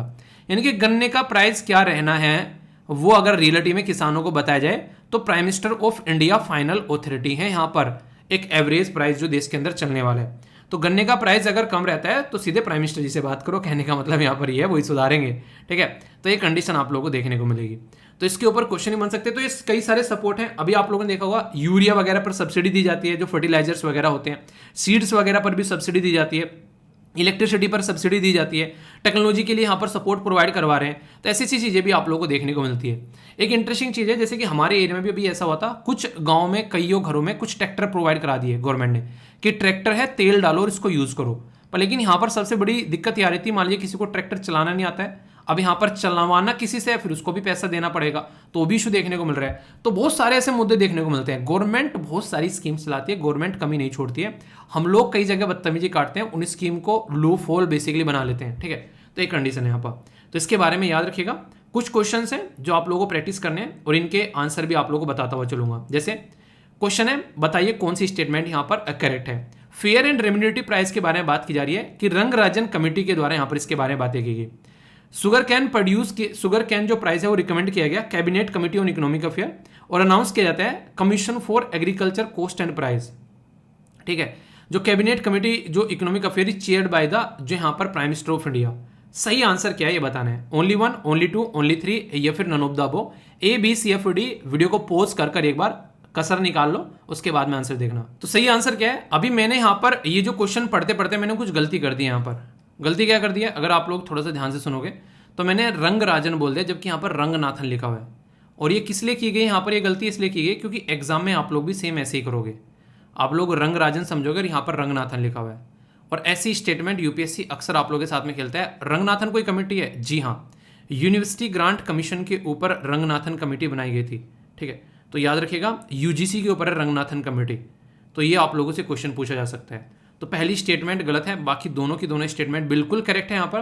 तो आंसर आप लोगों के सामने बी हो गया। तो इस तरीके से क्वेश्चन आप लोगों के एग्जाम में बनते हैं। ऐसे भी क्वेश्चन पूछे जा सकते हैं शुगर कैन के बारे में। अगर आप लोगों से पूछने पर आ जाए कि शुगर कैन को कैसा मौसम चाहिए, ठीक है, हॉट ह्यूमिड टाइप का, यानी कि एक तरीके से गर्म और आर्द्र जलवायु, ठीक है। इंडिया लार्जेस्ट प्रोड्यूसर है यहाँ पर और consumer sugar cane after Brazil. दूसरी स्टेटमेंट ये बोला गया है। महाराष्ट्र जो है वो top sugar cane producer state आप लोगों को देखने को मिलेगा। तो सही स्टेटमेंट यहाँ पर क्या है अगर पूछा जाए तो? क्वेश्चन को ढंग से पढ़ो और यहाँ पर ये देख लो सबसे पहले कि करेक्ट पूछा है या फिर इनकरेक्ट पूछा है। अगर आप लोग रियलिटी में यूपीएससी के जो है बेसिकली नहीं एक तरीके से तांडव से बचना चाहते हैं तो ये चीज़ें आप लोगों को सबसे पहले फोकस देना पड़ेगा, क्योंकि अगर उस पर फोकस नहीं दोगे तो फिर दिक्कतें निकल कर आएंगी, ठीक है। तो उसको हमेशा आप लोगों को पता होना चाहिए थोड़ा सा। तो सबसे पहले तो अभी डिस्कस किया था आप लोगों से कि हॉट एंड ह्यूमिड टाइप का आप लोगों को देखने को मिलेगा। तो ये पहली स्टेटमेंट कैसी है तो ये बताइए, मतलब पहले अटेम्प्ट कर लो आप लोग। वैसे ही आप लोगों को अभी बताया कि हम ही टॉप पर यहाँ पर पहुँच गए, ब्राज़ील का यहाँ पर मुद्दा नहीं था, ठीक है। तो आंसर यहाँ पर इसका सी हो गया। तो इस तरीके से आप लोग समझ सकते हैं क्वेश्चन डायरेक्टली आप लोगों से एग्जाम में पूछे जा रहे हैं। तो अगर आप लोग थोड़ा सा भी ध्यान दोगे तो आप लोग क्वेश्चन का आंसर अच्छे से लगा सकते हो। ये एक ऐसा क्वेश्चन 2020 में पूछा गया, जब मैंने इसको पढ़ा मैंने कहा बिल्कुल किसान बना के छोड़ेगी यूपीएससी। अगर आप लोग किसान परिवार से नहीं आते हैं तो ये क्वेश्चन जो है शायद ही आप लोग इसको सोल्व कर पाएंगे। क्योंकि मुझे अभी भी याद है जब हम लोग गन्ना खेतों में उगाया करते थे तो ताऊ जी ये बोला करते थे देख के करना, इसकी आँख खराब ना हो जाए। जब गन्ने की रहती है ना, गन्ने की जो पोरी रहती है इस तरीके से गन्ना ही रहता है, ठीक है, इस पे आँख होती है बेसिकली यहाँ पर जॉइंट के ऊपर में, ठीक है। तो ये जो आँख होती है मतलब उसमें से एक तरीके से आप लोग बोल सकते हैं इसमें से एक तरीके से गन्ना निकलेगा, वो खराब नहीं होनी चाहिए। तो इस तरीके से यहाँ पर बोला जा रहा है। तो जितनी ज़्यादा आँख होगी उतना ज़्यादा अच्छा रहेगा उसका, तो वो खराब नहीं होना चाहिए। तो यहाँ पर उसी के ऊपर पूरा ये बोला गया है, ठीक है। तो जो इसको बेसिकली इसके द्वारा बोला गया बर्ड चिप, तो एक तरीके से यहाँ पर शब्द एक तरीके से यहाँ पर क्या बोला जा रहा है कि जो ये दो स्टेटमेंट है इसमें बोला है कि अगर जितनी ज़्यादा ये सिंगल बर्ड होती है, ठीक है, एज कम्पेयर टू, मतलब अच्छी सिंगल बर्ड होती है as compared to multi bird. तो यहाँ पर दोनों स्टेटमेंट कुछ इसी तरीके की है। तो ये दोनों स्टेटमेंट पढ़कर मैंने कहा कि ये तो कोई गांव का इंसान ही इसको सही कर सकता है, ठीक है। तो इस तरीके से यहाँ पर देखने को मिला। बाकी ये जो यहाँ पर एक यूज़ किया गया कल्टीवेट करना है यूजिंग सेटलिंग प्रिपेयर्ड, तो ये फ्रॉम द टिश्यू कल्चर। तो ये बिल्कुल ऐसा आप लोगों को देखने को मिलेगा कि चीज़ों को प्रिपेयर करना बाहर से और फिर उस तरीके से लेकर आना, ठीक है। तो ये एक तरीके से टिश्यू कल्चर यहाँ पर टेक्नोलॉजी का इस्तेमाल भी यहाँ पर किया जा सकता है। और यहाँ पर ये बर्ड चिप टेक्नोलॉजी भी आप लोगों को यहाँ पर देखने को मिलेगी। तो इस तरीके से नई नई टेक्नोलॉजी आ रही है आज के टाइम मार्केट में कि कैसे कैसे आप लोग इसको प्रिपेयर कर सकते हो। तो ये भी आप लोगों को पता होना चाहिए, इसलिए कह रहा हूँ अगर किसान परिवार से आते हैं तो ये बेसिक इन्फॉर्मेशन भी आप लोगों को पता होनी चाहिए कि क्या क्या टेक्नोलॉजी का इस्तेमाल कर कर हम लोग प्रॉब्लम का सोल्यूशन निकाल सकते हैं। तो ये है बेसिक मुद्दा, ओके। ये था आप लोगों के सामने पूरा आर्टिकल। अगर कोई भी डाउट हो तो बताना, बाकी फीडबैक जरूर देना जैसे भी लग रहा है। और यहाँ पर ये क्वेश्चन जरूर अटेम्प्ट करना जो कि टेलीग्राम पर आप लोगों को पोस्ट किया जाता है, ठीक है। तो वहाँ पर एक दूसरे के साथ में आप लोग उसको बेसिकली शेयर भी कर सकते हैं और एक दूसरे का आंसर भी रिव्यू कर सकते हैं, ओके। गिद्ध देखें आप लोगों ने, वल्चर जिनको बेसिकली बोलते हैं, अब तो काफ़ी कम यहाँ पर दिखाई देते हैं, बहुत सारी दिक्कतें इनको देखने को मिली। पर लेकिन वल्चर जो है उनको धरती पे से बीमारियों को साफ करने का एक तरीके से काफ़ी बड़ा श्रेय यहाँ पर इनको जाता है। वल्चर ये एक तरीके से धरती के सफाई कर्मचारी भी बोले जाते हैं, क्योंकि कोई भी अगर यहाँ पर जीव जंतु मर जाता है वो धरती पर पड़ा हुआ सड़े ना, उसके अंदर कीड़े ना पड़े, इससे पहले वल्चर उसको निपटा जाते हैं। तो इनको इसीलिए यहाँ पर ये आप लोग बोल सकते हैं हमारे लिए काफ़ी फायदेमंद है यहाँ पर फिलहाल के टाइम पर ये बोला जा रहा है कि मैक्सिमम ये पाए जा रहे हैं आउटसाइड द प्रोटेक्टेड एरिया। ठीक है, तो कंजर्वेशन जो एफर्ट है उसके ऊपर बेसिकली बात की जा रही है। एक बार को तो ये बिल्कुल खत्म हो गए थे। अगर मैं आप लोगों को इसके बारे में थोड़ा सा बताऊं, ये माना जा रहा है कि एक टाइम पर ऐसा था देश के अंदर में लगभग 40 मिलियन के करीब ये देखने को मिलते थे वल्चर यानी कि गिद्ध। पर लेकिन पिछले कुछ टाइम में यहाँ पर ये लगभग 40 मिलियन से ओनली 19,000 आप लोगों को यहाँ पर देखने को मिले। और ये डेटा खुद मिनिस्ट्री के द्वारा बताया गया कि इतनी बुरी कंडीशन यहाँ पर देखने को मिली। तो इसके चलते काफ़ी ज़्यादा जरूरी था कि इनको प्रोटेक्टेड रखना और यहाँ पर और ज़्यादा इनको सपोर्ट प्रोवाइड कराना, जिसके चलते आने वाले टाइम में यहाँ पर इनको संग से रखा जा सके। देखिए, जिस दुनिया में जिस इन्वायरमेंट में हम लोग रहते हैं ना, वहाँ पर अगर प्रकृति के साथ में छेड़खानी की जाएगी किसी भी तरीके की, और किसी भी चीज़ में कोई बढ़ोतरी और कोई घटोतरी होगी, यानी कि कोई बढ़ेगा और कुछ घटेगा, वो हमारे लिए काफ़ी ज़्यादा खतरनाक होगा। तो इसलिए बैलेंस बनाकर चलना बहुत ज़्यादा जरूरी है, चाहे वो कोई भी चीज़ क्यों ना हो। ये बात आप लोग हमेशा ध्यान रखिएगा। तो यहाँ पर बात की जा रही है कि जो रिसेंटली अभी स्टडी की गई है वल्चर्स के ऊपर, कि किस तरीके से आउटसाइड द प्रोटेक्टेड एरिया यहाँ पर उनको जो भी थ्रेट्स वगैरह देखने को मिल रही है, कई सारे इश्यूज निकल कर आते हैं, तो उसको कैसे कंट्रोल करना है, और इनकी जो पॉपुलेशन है वल्चर की वो जो डिक्लाइन हो रही है उसको कैसे आप लोगों को सही से लेकर चलना है। ठीक है, तो इस तरीके से यहाँ पर इन चीज़ों पर फोकस देना काफ़ी ज़्यादा जरूरी है, क्योंकि अगर इनकी संख्या घटी तो ये इंसानों की संख्या घटती हुई नजर आएगी पृथ्वी पे से, बीमारियों की वजह से और महामारियों की वजह से, ऐसा आप लोग बोल सकते हैं। अगर कोई वल्चर की स्पीसीज के बारे में आप लोगों से कोई पूछने लगे तो ये सारी स्पीसीज के नाम आप लोगों के सामने यहाँ पर दे दिए गए हैं। ठीक है, जैसे यहाँ पर ओरिएंटल व्हाइट बैक्ड वल्चर हो गया, इसी के साथ में यहाँ पर आप लोगों को देखने को मिलेगा ये सिलेंडर ब्लेंडेड वल्चर हो गया। ठीक है, लॉन्ग बेल्ड वल्चर आप लोगों को देखने को मिलेगा, इजिप्टियन वल्चर है, रेड हेडेड वल्चर है यहाँ पर। तो टोटल मिलाकर 9, वैसे तो आप लोगों को देखने को मिलेगा दुनिया में 22 पाए जाते हैं इसकी प्रजातियाँ, पर हमारे देश में आप लोगों को इसकी 9 प्रजातियाँ आप लोगों को देखने को मिलेगी। तो रिसेंटली अभी इनकी संख्या काफ़ी ज़्यादा खत्म होगी, तो उस टाइम पर यह था कि कैसे इसका सोल्यूशन किया जाए, थ्रेट इनको क्यों देखने को मिल रही थी। तो कोई भी चीज़ अगर उसको कोई थ्रेट देखने को मिल रही है, उनकी संख्या खत्म हो रही है, तो उसके पीछे कोई ना कोई रीज़न होगा। मैंने अभी बताया कि ये मरे हुए जानवरों को खाते हैं, हालांकि ये मेन फूड नहीं होता है, पर कुछ ना मिले तो फिर इंसान को मतलब गिद्ध को खाना पड़ता है। ठीक है, जैसे यहाँ पर ये जो गिद्ध है, यहाँ पर इनका जो खाना होता है उसमें आप लोगों को देखने को मिलेगा जानवर, और जानवर के अंदर में हम लोग डाइक्लोफिनेक यूज़ करते हैं, कई सारी मेडिसिन जो कि जानवरों को दी जाती है, और इसको खाने के बाद में गिद्ध के जो है प्राण पखेरु उड़ जाते हैं। यानी कि गिद्ध तो अपना खाना खाएगा, जानवर को खाएगा, मरे हुए जानवर को खाएगा, और जैसे ये मरे हुए जानवर को खाएगा तो फिर यहाँ पर इसकी किडनियाँ फेल होना स्टार्ट हो जाती है, मतलब इसकी ज़िंदगी जो है वो दरबत्तर हो जाती है। तो इनडायरेक्ट वे में बोला जाए तो इंसानों की जो हरकतें हैं वो कहीं ना कहीं यहाँ पर गिद्धों पर भारी पड़ना स्टार्ट हो गई, और बहुत सारे गिद्ध जो है उनकी जान चली गई इसकी वजह से, इतनी बुरी कंडीशन यहाँ पर देखने को मिली। तो यहाँ पर इसके ऊपर हालांकि आगे चलकर बैन लगाया गया। लॉस जो नेचुरल हैबिटेट है जहां पर ये रहते हैं, एंथ्रोपोजेनिक एक्टिविटी होती है, इंसानों के द्वारा की गई हरकतें, यानी कि हम लोग कहीं फैक्ट्री लगा रहे हैं, कहीं अपनी सड़कें बना रहे हैं, कहीं कुछ कर रहे हैं। ठीक है, जंगलों में जाकर हम लोग सफारी कर रहे हैं, वहां पर इंजॉय कर रहे हैं, तो ये कंडीशन देखने को मिलेगी। मरे हुए जानवर तो कभी नहीं छोड़ रहे हैं हम लोग, ये हरकतें हैं। ठीक है, फूड की कमी हो जाना यहाँ पर, और जो फूड है वो भी कॉन्टेमिनेटेड, यानी कि उसमें भी कुछ ना कुछ कमी देखने को मिल रही है। और कई सारी जो बड़ी बड़ी लाइन बिजलियों की हम लोग लगा रहे हैं, कई सारे गिद्ध तो उसमें अड़के यहाँ पर निपट गए, यानी कि एक तरीके से उसमें टकराते हैं और उसकी वजह से यहाँ पर उनकी डेथ हो जाती है। तो ये सिचुएशन आप लोगों को यहाँ पर देखने को मिलेगी, यानी कि गिद्ध की संख्या खत्म होने में बहुत बड़ा रीज़न जो है वो आप लोगों को हम जैसे लोग देखने को मिलेंगे।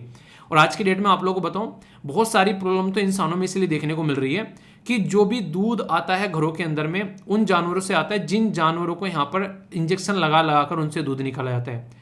तो खासकर ये बड़े लोगों पर तो कोई ज़्यादा इंपैक्ट डाल नहीं रहा है, हालांकि आराम आराम से डाल रहा है, पर लेकिन छोटे बच्चे के ऊपर काफ़ी इंपैक्ट डाल रहा है। छोटे बच्चों के ऊपर स्टार्टिंग से बाल सफ़ेद हो जा रहे हैं, आंखों पे चश्मे लग जा रहे हैं, तो ये कंडीशन देखने को मिलेगी। तो इसलिए एक थोड़ी सी रिक्वेस्ट है कि कभी भी बाहर से दूध लेकर आओ तो गांव में अगर हो तो आप लोग दूध को निकाल कर कच्चा दूध तुरंत पी लो, कोई दिक्कत नहीं है। गांव में अगर आप लोग घर में भैंस है और आप लोग उसको इंजेक्शन नहीं लगाते हो, पर लेकिन अगर बाहर से दूध आ रहा है तो उसको बिना प्रॉपर उबाल दिए हुए, बिना गर्म किए हुए उसको बिल्कुल भी नहीं पीना है। ये बात आप लोग ध्यान रखिएगा, ये दिक्कत क्रिएट करता है। ठीक है, तो ये जरूरी है काफ़ी। तो यहाँ पर इसलिए यहाँ पर आज के डेट में कंडीशन देखने को मिलती है। तो इंपॉर्टेंट है कि कैसे हम लोगों को सही से चीज़ों को लेकर चलना है। हमारे देश में 9 प्रजाति पाई जाती है जैसे मैंने अभी बताया, और हमारे देश में इनको प्रोटेक्ट किया जाता है वाइल्ड लाइफ प्रोटेक्शन एक्ट में, ये देखने को मिलेगा। वैसे यहाँ पर शेड्यूल 1 में है कुछ तो जो यहाँ पर जैसे कि यहाँ पर ये कुछ 2-4 और बाकी के यहाँ पर शेड्यूल 4 में देखने को मिलेंगे। जिनको ज़्यादा प्रोटेक्ट करना है शेड्यूल 1 में और जिनको कम प्रोटेक्ट करना है उनको शेड्यूल 4 में। तो ये पर्टिकुलर एक्ट आप लोग याद रखिएगा, वाइल्ड लाइफ प्रोटेक्शन, नाम से आप लोग समझ सकते हैं। वाइल्ड लाइफ मतलब जंगलों के अंदर जो जीवन पाया जाता है उसको प्रोटेक्ट करने के लिए कानून है बाकायदा हमारे देश में, जिसको वाइल्ड लाइफ प्रोटेक्शन एक्ट आप लोग बोलते हो। तो इस तरीके से क्वेश्चन भी आप लोगों से पूछे जाते हैं, ठीक है। तो बेसिक है, कोई कंफ्यूजन आप लोगों को नहीं होना चाहिए। अगर मैं आप लोगों से क्वेश्चन पूछूं तो आप लोग इसका आंसर दो। यहाँ पर बात की जा रही है, यहाँ पर अभी अगर बात की जाए तो ऐसे क्वेश्चन आप लोगों से बन सकते हैं, कौन सी स्टेटमेंट यहाँ पर करेक्ट है, ठीक है। तो ये वल्चर की थ्रेट के बारे में बात की जा रही है। तो आप लोगों को देखने को मिलेगा यहाँ पर पहला बोला गया कि पॉइजन फ्रॉम द, जो आप लोगों को यहाँ पर बेसिकली डाइक्लोफेनेक जो देखने को मिल रहा है, ये यहाँ पर एज ए मेडिसिन के तौर पर यूज किया जाता है। इसी के साथ में इनके नेचुरल हैबिटेट खत्म हो रहे हैं। नेक्स्ट यहाँ पर बात की जाए तो इनका फूड इनको नहीं मिल पा रहा है, और इलेक्ट्रिसिटी के साथ में भी इनके पंख पखेरु लगकर जो है वो यहाँ पर दिक्कतें देखने को मिल रही है। तो आंसर क्या हो गया, ए में बोला गया 1 2 3, बी में बोला गया 2 3 4, सी में बोला गया 1 3 4, डी में बोला गया ऑल ऑफ द अबव। तो सीधी सीधी बात है कि सारी की सारी प्रॉब्लम आप लोगों को यहाँ पर देखने को मिल रही है, ठीक है। और यहाँ पर करेक्ट आंसर पूछा गया है। तो यहाँ पर पॉइजन दिया जाता है, लॉस जो यहाँ पर देखने को मिलेगा एक तरीके से, तो ये भी आप लोग देखते हैं यहाँ पर नेचुरल जो हैबिटेट है ड्यू टू नेचुरल एक्टिविटी, ये सॉरी हाँ ये स्टेटमेंट गलत है, यहाँ पर ये स्टेटमेंट गलत है, देख लेना आप लोग। यहाँ पर देखो स्टेटमेंट कैसी बनती है, ठीक है। यहाँ पर जो नेचुरल हैबिटेट खत्म हो रहे हैं वो नेचुरल एक्टिविटी नहीं, मैंने अभी क्या कहा था आप लोगों को, एंथ्रोपोजेनिक एक्टिविटी, यानी कि इंसानों के द्वारा की गई हरकतों की वजह से नेचुरल हैबिटेट खत्म हो रहे हैं। तो ये काफी इंटरेस्टिंग क्वेश्चन है अपने ही आप में। अगर इस तरीके से स्टेटमेंट देकर आप लोगों से पूछा जाए तो आप लोग क्वेश्चन को गलत कर दोगे 1 मिनट में कि हाँ सब कुछ सही सा लग रहा है। तो इसलिए कहते हैं क्वेश्चन को केयरफुली आप लोगों को पढ़ना है। तो आंसर सी हो गया, वरना यहाँ पर अगर बोल देते कि एंथ्रोपोजेनिक तो आंसर डी हो जाता, ठीक है। तो क्वेश्चन को अटेम्प्ट किया करो अच्छे से। यूपीएससी ऑलरेडी क्वेश्चन पूछ चुकी है, अगर आप लोगों को लग रहा है यहाँ से क्वेश्चन ही पूछा गया है। वल्चर जो कि यहाँ पर काफी लार्ज स्केल में इंडिया देश के अंदर में देखने को मिलते हैं, अब रेयरली कहीं दिखाई देते हैं। क्या रीजन है उसके पीछे, वीडियो को पॉज करके स्टेटमेंट पढ़ लो और क्वेश्चन आप लोग आराम से दे दोगे आंसर, मुझे पता है। इसी के अंदर लिखा हुआ है, कौन सा, देखो ड्रग्स यूज, जो ड्रग यहाँ पर यूज की जाती है कैटल ओनर्स के द्वारा, treating their disease in the cattle, वो जो बीमारी है वो वल्चर की जान खराब कर रही है। आप लोग खुद सोचो, वैसे जो डॉक्टर होगा, जो साइंटिस्ट होगा, जिन्होंने इसके ऊपर स्टडी की होगी कि वल्चर मर क्यों रहे हैं यार, आखिर ऐसी क्या दिक्कतें देखने को मिल रही है, तो उन्होंने पहले चीज़ों को समझा होगा कि वल्चर को प्रॉब्लम क्या देखने को मिल रही है, कि वल्चर मर रहे हैं पर लेकिन जानवरों को तो खा रहे हैं, तो इसका मतलब जानवरों के अंदर कोई प्रॉब्लम आ गई है। तो यहाँ पर उस तरीके से मतलब एक तह से तह में जाना, वो काफ़ी बड़ी बात होती है यहाँ पर, उस चीज़ को अंडरस्टैंड करना। तो इस तरीके से आप लोग बोल सकते हैं कोई भी चीज़ें जो है डायरेक्टली नहीं होती, ऐसी ऐसी सिचुएशन सामने निकल कर आती है, ठीक है। तो ये था पूरा आर्टिकल, गिद्ध के बारे में आप लोगों को पता चल गया, कोई डाउट अब नहीं होना चाहिए, ठीक है। किस किस ने देखा है वैसे गिद्ध, अगर आप लोगों से पूछा जाए। ये जो आर्टिकल है ये बात करूंगा बुर्किना फासो के बारे में। तो ये पर्टिकुलर लोकेशन अगर आप लोग एक बार देख लेंगे तो आप लोग चीज़ों को समझ पाएंगे कि ये देश है कहाँ पर। ये आप लोगों के सामने है बुर्किना फासो, ठीक है। यहाँ पर एग्जैक्ट अपने देश के कंपेयर में अगर देखोगे और अच्छे से आप लोग अंडरस्टैंड कर पाओगे कि एग्जैक्ट लोकेशन कहाँ से है, ठीक है। तो ये है अपनी प्यारी कंट्री, यहाँ से जाओगे और यहाँ से आप लोगों को यहाँ पर देखने को मिलेगा बुर्किना फासो। तो इस पर्टिकुलर लोकेशन के बारे में यहाँ पर बात की जा रही है। अभी है क्या, आप लोगों को अपने देश की आर्मी को सैल्यूट करना चाहिए, इतने दिल से शिद्दत से वो सेवा करते हैं देश के। नॉर्मल अगर आप लोग देखोगे ना, मैक्सिमम देश ऐसे हैं जहां पर आर्मी के अंदर एक चुल रहती है कि उनको जो डेमोक्रेटिकली इलेक्टेड गवर्नमेंट है उसका तख्ता पलटना है। ज़्यादा दूर जाने की जरूरत नहीं है, आप लोगों को म्यांमार पड़ोसी देश में बड़ी फ्रिक्वेंटली चीज़ें देखने को मिल जाती हैं। पाकिस्तान इसलिए काफ़ी पीछे रह गया हमसे क्योंकि वहाँ पर स्टार्टिंग में इलेक्टेड गवर्नमेंट आ ही नहीं, और इसी से इरिटेट होकर कहीं ना कहीं बांग्लादेश ने इससे पीछे छुटाया, क्योंकि बांग्लादेश एक ऐसा एरिया था जहाँ से हमारे फ्रीडम स्ट्रगल मूवमेंट चला। तो उनको ये लग रहा था कि यार इतने अच्छे तरीके से जिंदगी एंजॉय कर रहे थे, पाकिस्तान के हिस्से में आ गए फालतू में, अब ना इलेक्टेड गवर्नमेंट है ना एक तरीके से सही तरीके चीज़ों को लेकर चल रहे हैं, उल्टी सीधी हरकतें ज़्यादा कर रहे हैं। तो इसलिए यहाँ पर इन्होंने काफ़ी लार्ज स्केल पर चीज़ों को लेकर प्रोटेस्ट करना स्टार्ट किया। अभी अफ्रीका के जितने भी देश आप लोगों को देखने को मिलेंगे, कुछ छोड़कर मैक्सिमम देशों में क्या है, अगर कोई भी सरकार एक बार चुनकर आ गई तो भाई साहब उसने फेविकोल के साथ में अपने जो बेसिकली पीछे उस कुर्सी को चिपका लिया और छोड़ने के लिए तैयार नहीं है। यानी कि या तो वो डिक्टेटर बन के बैठ गया, अगर वो डिक्टेटर बन के बैठ गया तो फिर आर्मी पिक्चर में आ रही है, आर्मी कह रही है जब ये डिक्टेटर बन सकता है तो फिर हमको क्या एक तरीके से दिक्कत है, क्यों ना इसको हम ही लपेट लें अपने हिस्से में, ठीक है। तो फिर आर्मी आती है निकल के, तो आर्मी यहाँ पर 2-3 बार इनको जो है उठाकर फेंक देती है और फिर बोलती है कि अब हम इसको एंजॉय करेंगे। तो आर्मी का जो तख्ता पलट किया जाता है उसको हम लोग क्या बोलते हैं, तो याद रखिएगा उसको एक तरीके से जो इस तरीके से उसको फेंका जाता है निकल के, तो उसको आप लोग को बोलते हो, ठीक है। तो यानी कि आर्मी के द्वारा पिछले 8 मंथ में 2 बार यहाँ पर जो डेमोक्रेटिकली इलेक्टेड गवर्नमेंट है उसको उठाकर फेंक दिया गया। तो यहाँ पर एक तरीके से बोल सकते हैं कंडीशन जो है ग्राउंड लेवल पर अगर जाकर आप लोग चेक करोगे तो काफी ज्यादा खराब आप लोगों को यहाँ पर देखने को मिलेगी इस पर्टिकुलर कंट्री के अंदर। तो इस तरीके से अगर आप लोगों को पता होना चाहिए कि सिचुएशन खराब क्यों हो रही है, पहले तो आप लोगों को पता होना चाहिए ना माइंड में। तो सिचुएशन खराब इसलिए हो रही है क्योंकि यहाँ पर एक जो गवर्नमेंट चुनकर आ रही है वो अगर सिस्टमेटिक वे में काम नहीं कर रही है तो फिर आर्मी भी अपना हाथ आजमा लेती है, नुको तुमसे अच्छा तो हम ही चला लेंगे, ठीक है, तुम ना घर पे बैठो जाकर। तो ये सिचुएशन यहाँ पर देखने को मिल रही है। तो अभी रिसेंटली यही काम यहाँ पर किए गए।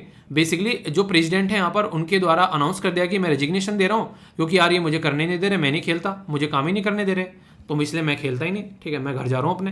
तो एक कंडीशन है। अभी एक प्रेसिडेंट तो ऐसे थे, कौन से देश के थे, रिसेंटली घर में जाकर भून दिया गोलियों से उसको, ये भी कंडीशन है अफ्रीका के अंदर में, ठीक है। तो इस तरीके से समझ सकते हैं। तो यहाँ पर सेकंड टाइम जब आकर आर्मी सर्वे बैठ जाएगी तो इनको दिक्कत होगी। इसी के चलते वेस्ट अफ्रीकन जो रीजनल ब्लॉक इकोनॉमिक जो यहाँ पर कम्युनिटी ऑफ अफ्रीकन नेशन है, वेस्ट अफ्रीकन नेशन, उसके द्वारा बुर्किना फासो को सस्पेंड कर दिया। मैं तो ये बोलता हूँ कि आसियान के अंदर से बेसिकली म्यांमार को भी सस्पेंड कर देना चाहिए। इतने दिनों से, फरवरी से वहाँ पर वो बैठे हैं गिद्ध अपने ना एक तरीके से गद्दी गर्म कर रहे हैं तब से लेके काफ़ी लंबे समय से। तो सिचुएशन जो है काफ़ी ज़्यादा ख़राब है आज की डेट में, खासकर अगर जब बात करते हैं ऐसे देशों के बारे में। तो आप लोग समझ सकते हैं। इसलिए मैं कहता हूँ हमारे देश में जो आर्मी है एक तरीके से देखिए रेस्पेक्ट होती है यार आर्मी की अपने देश के अंदर में, ठीक है, क्योंकि जितना रेस्पेक्टफुल काम हमारी आर्मी कर रही है ना, शायद ही किसी देश की आर्मी है, मैं किसी को ये नहीं गलत नहीं बोल रहा, पर फिर भी हमारी आर्मी की इज्जत एक अलग लेवल की है। बुर्किना फासो के बारे में कुछ बेसिक चीज़ें अगर आप लोग याद रखें तो वो जरूरी है, क्वेश्चन भी आप लोगों से बन सकता है। ये याद रखिएगा, ये फ्रेंच की कॉलोनी थी, जैसे हम लोग काफ़ी लंबे समय तक यूके की कॉलोनी रहे। अच्छा, हमारे देश में सबसे पहले आकर किसने हमारे ऊपर रूल करना स्टार्ट किया? आप लोगों ने हिस्ट्री में पढ़ा होगा, बताइए, चलिए देखता हूँ कौन कौन बताता है, ठीक है। बुर्किना फासो जो है वो इनस्टेबिलिटी में काफ़ी रहा। हमारे देश में अच्छी बात बताऊँ आप लोगों को, ये सोचकर आप लोगों को बड़े ही एक तरीके से गर्व फील होना चाहिए। हमारा देश जो है उसमें जो ट्रांजिशन है वो एक तरीके से दूसरे देशों की कंपेयर में फिर भी बहुत सही था, क्योंकि हमारे देश के अंदर में जो लीडर थे उस टाइम पर, जैसे महात्मा गांधी जी हो गए, ठीक है, सरदार वल्लभ भाई पटेल जी हो गए, भीमराव अंबेडकर जी हो गए, जवाहरलाल नेहरू जी हो गए, ये सारे वो लीडर थे जो उस टाइम पर इनके पास में काफ़ी अच्छा एक्सपीरियंस था। अगर देश आज़ाद होता है तो यहाँ पर ये देश को संभालने की क्षमता रखते हैं। तो इस तरीके के लीडर थे हमारे पास में। सोचो ये लीडर ना होते और अंग्रेज आनन फानन में हमारे देश को छोड़कर चले जाते तो भाई साहब किसी अफ्रीकन कंट्री जैसी सिचुएशन आप लोगों को देखने को मिल सकती थी यहाँ पर। इस तरीके से आप लोग समझ सकते हैं, ठीक है। पर लेकिन अगर बुर्किना फासो के बारे में बात करें तो इसको बोला जाता है कि लैंड ऑफ ऑनेस्ट मैन, यानी काफ़ी ईमानदार लोग यहाँ पर रहते हैं। हरकतें तो देखने से नहीं लग रहा है, पर लेकिन बोल रहे तो मान लेते हैं, ठीक है। तो ये यहाँ पर बोला गया। तो यहाँ पर अगर बात करें, कंट्री जो है वो फाइट कर रही है इस्लामिस्ट इंसर्जेंसी। देखिए सबसे बड़ी बात पता है क्या होती है, जब कोई देश ऐसा होता है जहाँ पर कोई प्रॉपर सिस्टमेटिक गवर्नमेंट नहीं है, तो वो देश के अंदर में कोई भी बाहर का इंसान आकर वहाँ पर अपनी दादागिरी चलाता है। ये देश की बात नहीं कर रहा, ये घर की बात कर रहा हूँ। एक घर ऐसा है जिसमें एक IAS ऑफिसर है, एक IPS ऑफिसर है, बाप जज है, ठीक है, दादा जो है वो अलग से किसी बिजनेसमैन या कुछ और थे, ठीक है। तो इस घर की तरफ को कोई आंख उठा के देखेगा भी नहीं। पता है कि भाई साहब एक तरीके से जमीन पे से खत्म हो जाओगे, पता भी नहीं चलेगा अगर इस घर की तरफ को किसी ने आंख उठा लिया। एक दूसरा घर है, उस घर में एक रिक्शा चलाने वाला है, ठीक है, उसके बेटे हैं, वो बेटे जो हैं एक इधर उधर घूम रहे हैं, दारू वारू पीकर, पढ़ ही नहीं रहे हैं, जैसे तैसे पास हो रहे हैं, फिर इधर उधर धक्के खाते घूम रहे हैं। अब यहाँ पे कोई बाहर से जाता जाता भी इनके घर में ईंट फेंक कर जाएगा। ये कंडीशन आप लोगों को देखने को मिलेगी। तो जो देश ऐसा है ना जिसके अंदर स्टेबिलिटी नहीं है, वहां पर कोई भी आकर वो वहां पर अपनी दादागिरी चलाएगा। और यही कंडीशन आप लोगों को देखने को मिलती है कि फूट डालो शासन करो वाली नीति फॉलो की गई अंग्रेजों के द्वारा। 200 साल तक तो हम लोग गुलाम बने रहे और हमको पता भी नहीं चला, मजे मजे में। ये कंडीशन आप लोग समझ सकते हैं। तो ये सिचुएशन जो है हमको ये इंटरेस्टिंग चीज़ बताया गया है। पहले राजा रजवाड़े हमको सप्रेस करके रखे हुए थे, फिर यहाँ पर अंग्रेज आ गए, उन्होंने सेम पैटर्न में चीज़ों को करना स्टार्ट कर दिया।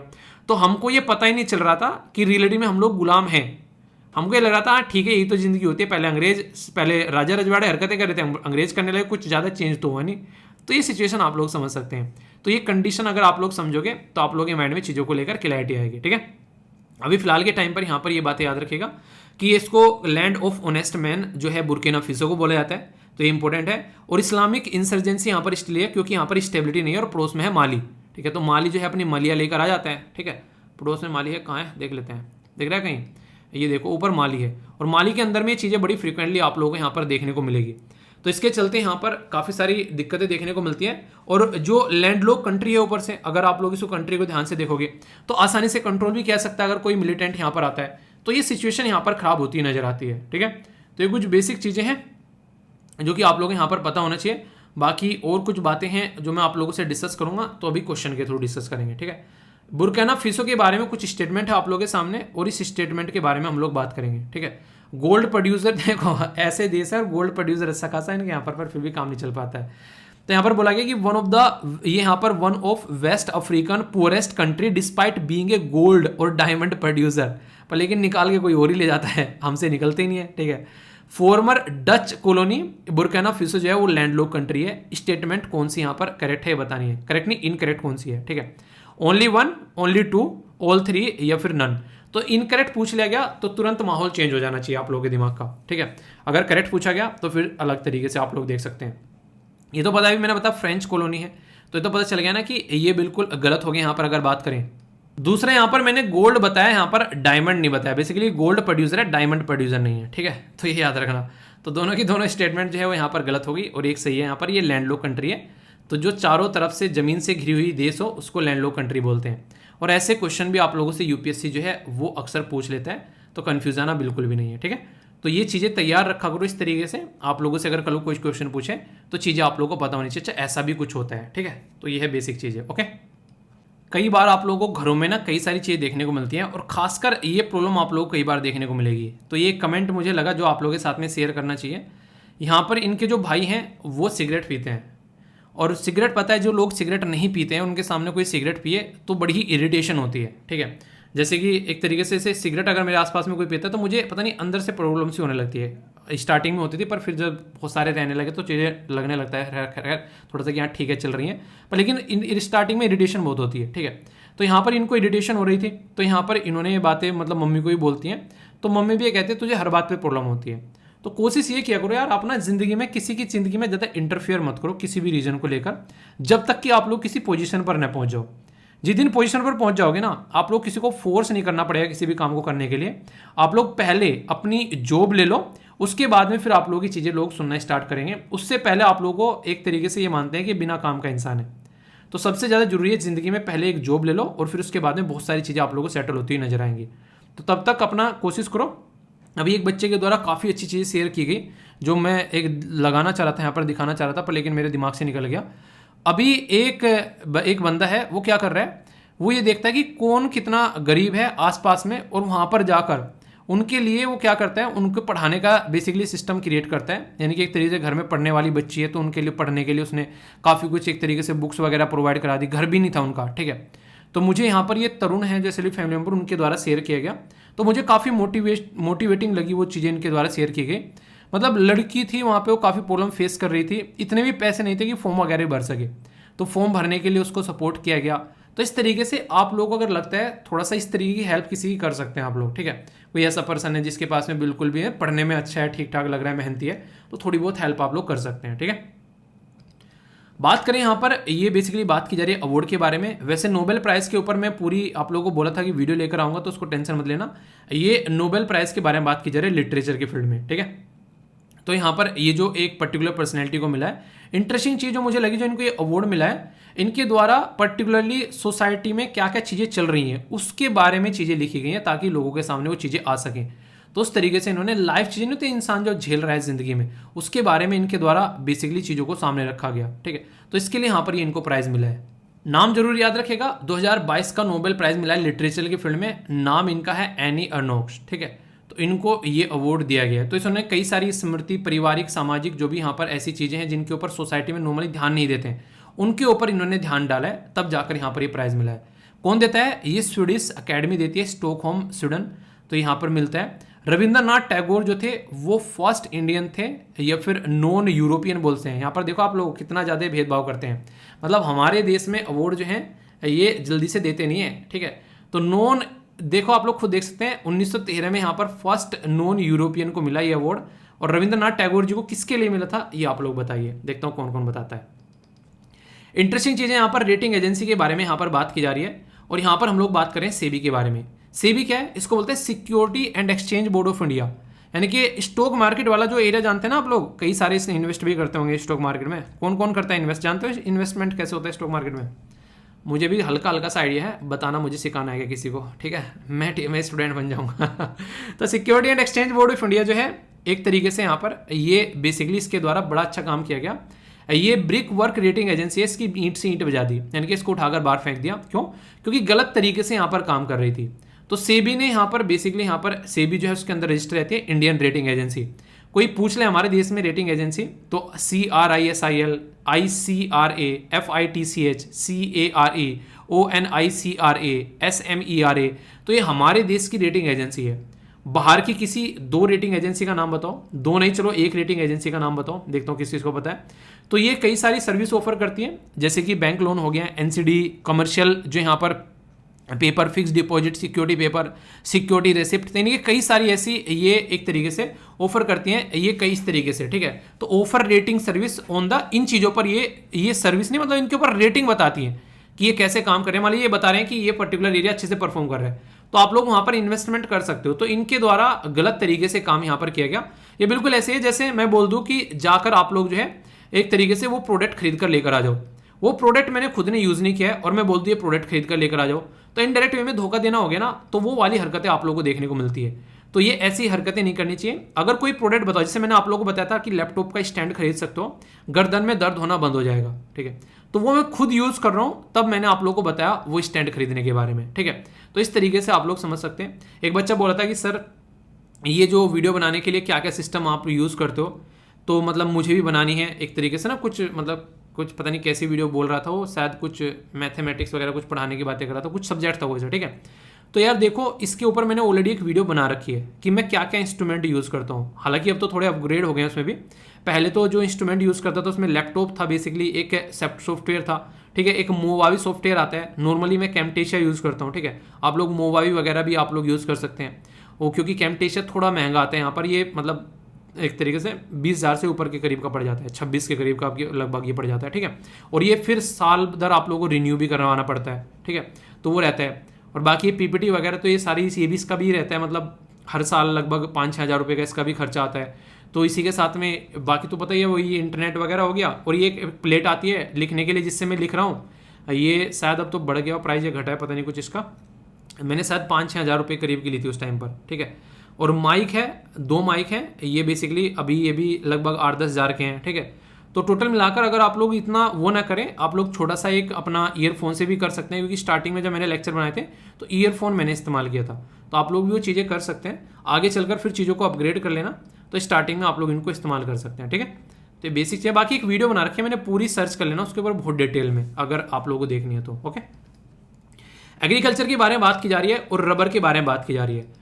तो रबर जो है यहाँ पर, उसके बारे में अगर बात करें तो रबर बोर्ड के द्वारा अभी यहाँ पर बोला गया कि अपडेट किया गया है वर्जन ऑफ रबर, खासकर इलेक्ट्रॉनिक मार्केट के लिए जो कि रबर की रिक्वायरमेंट है। ये यहाँ पर एक तरीके से जो ट्रेड की जा रही है जुलाई 2022 में। रबर बोर्ड के बारे में आप लोग याद रखिएगा, अभी रिसेंटली बहुत ज़्यादा न्यूज़ में था। अगर रबर के बारे में मैंने आप लोगों को याद हो, आप लोगों को मैंने रबर के बारे में पढ़ाया भी था, ठीक है। याद आ रहा है किस किस को याद आ रहा है, मैंने रबर के बारे में आप लोगों को पढ़ाया था, एक आर्टिकल डिस्कस किया था कि चाइना से आज की डेट में हमारे देश में जो रबर बेची जाती थी, चाइना में जो रबर बेची जाती थी हमारे देश से, वो रबर जानी चाइना में बंद हो गई है, ठीक है। किस किस को याद आ रहा है ये चीज़ें जो मैंने आप लोगों को पढ़ाई थी। तो अभी फिलहाल रबर बोर्ड ने यहाँ पर कुछ चीज़ें अपडेट की, तो उसके चलते भी आप लोगों से क्वेश्चन पूछा जा सकता है। इसलिए कह रहा हूँ कि ये चीज़ें ऐसी होती हैं जो रेगुलर न्यूज़ में आती है, पहले उसकी रीजन की वजह से न्यूज़ में थी, अब यहाँ पर आप लोगों को न्यूज़ में देखने को मिल रही है, ठीक है। तो इसलिए बेसिक चीज़ें कम से कम आप लोग अगर किसी टॉपिक के बारे में अगर एक बार को पढ़ लेंगे तो वो आगे भी आप लोगों के काम आना स्टार्ट हो जाती हैं, ठीक है। अभी यहाँ पर अगर बात करें रबर के बारे में, तो रबर बोर्ड है यहाँ पर ये, तो रबर बोर्ड वहाँ पर होगा जहाँ सबसे ज़्यादा रबर प्रोड्यूस होती है, और वो कहाँ पर होती है, वो केरला में होती है। तो यहाँ पर बेसिकली कोट्टियम केरला के अंदर देखने को मिलेगा, जो कि एक स्टैट्यूटरी रबर एक्ट लाया गया था 1947 में। उसके बेस पर ये बोर्ड बनाया गया जिसके ऊपर ध्यान रखता है। तो केरला सबसे लार्जेस्ट प्रोड्यूसर है, तो वहीं पर ही हम लोगों ने इसको बना लिया, ठीक है। सबसे पहले हमारे देश में रबर कहाँ प्लांट की गई थी, अगर ये कोई आप लोगों से पूछ ले तो याद रखिएगा 1895 में सबसे पहले हमारे देश में केरला के अंदर ही रबर का प्लांटेशन स्टार्ट किया गया था, ठीक है। तो ऐसे ऐसे भी चीज़ें आप लोगों से पूछी जाती है। तो केरला जो है हमारी कंट्री में साउथ इंडिया में राज्य है, जो कि कर्नाटका और तमिलनाडु 2 के साथ में बाउंड्री टच करता है। और वैसे यहाँ पर एक पुदुचेरी नाम का डिस्ट्रिक्ट भी आप लोगों को देखने को मिलेगा। वैसे पुदुचेरी के 4 डिस्ट्रिक्ट हैं, यमन, पुदुचेरी और कराईकल। 4 में से आप लोगों को एक यहाँ पर केरला के अंदर भी आप लोगों को देखने को मिलेगा। तो ये बेसिक चीज़ें हैं। तो ये छोटी छोटी बातें कई बार पूछ ली जाती हैं, शक्तिमान की छोटी छोटी मगर मोटी बात है, ठीक है। Function under the administrative control जो मिनिस्ट्री ऑफ कॉमर्स के और इंडस्ट्री के नजर आएगा आप लोगों को इस पर्टिकुलर बोर्ड का।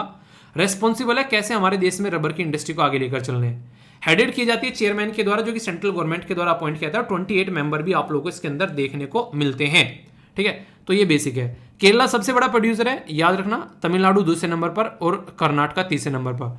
तो टी के टी करके मैंने आप लोगों को बताया था, जो आप लोग याद रखते हैं। बाकी त्रिपुरा, आसाम, अंडमान निकोबार, गोवा के अंदर भी ये चीजें आप लोगों को देखने को मिल जाती हैं, ठीक है।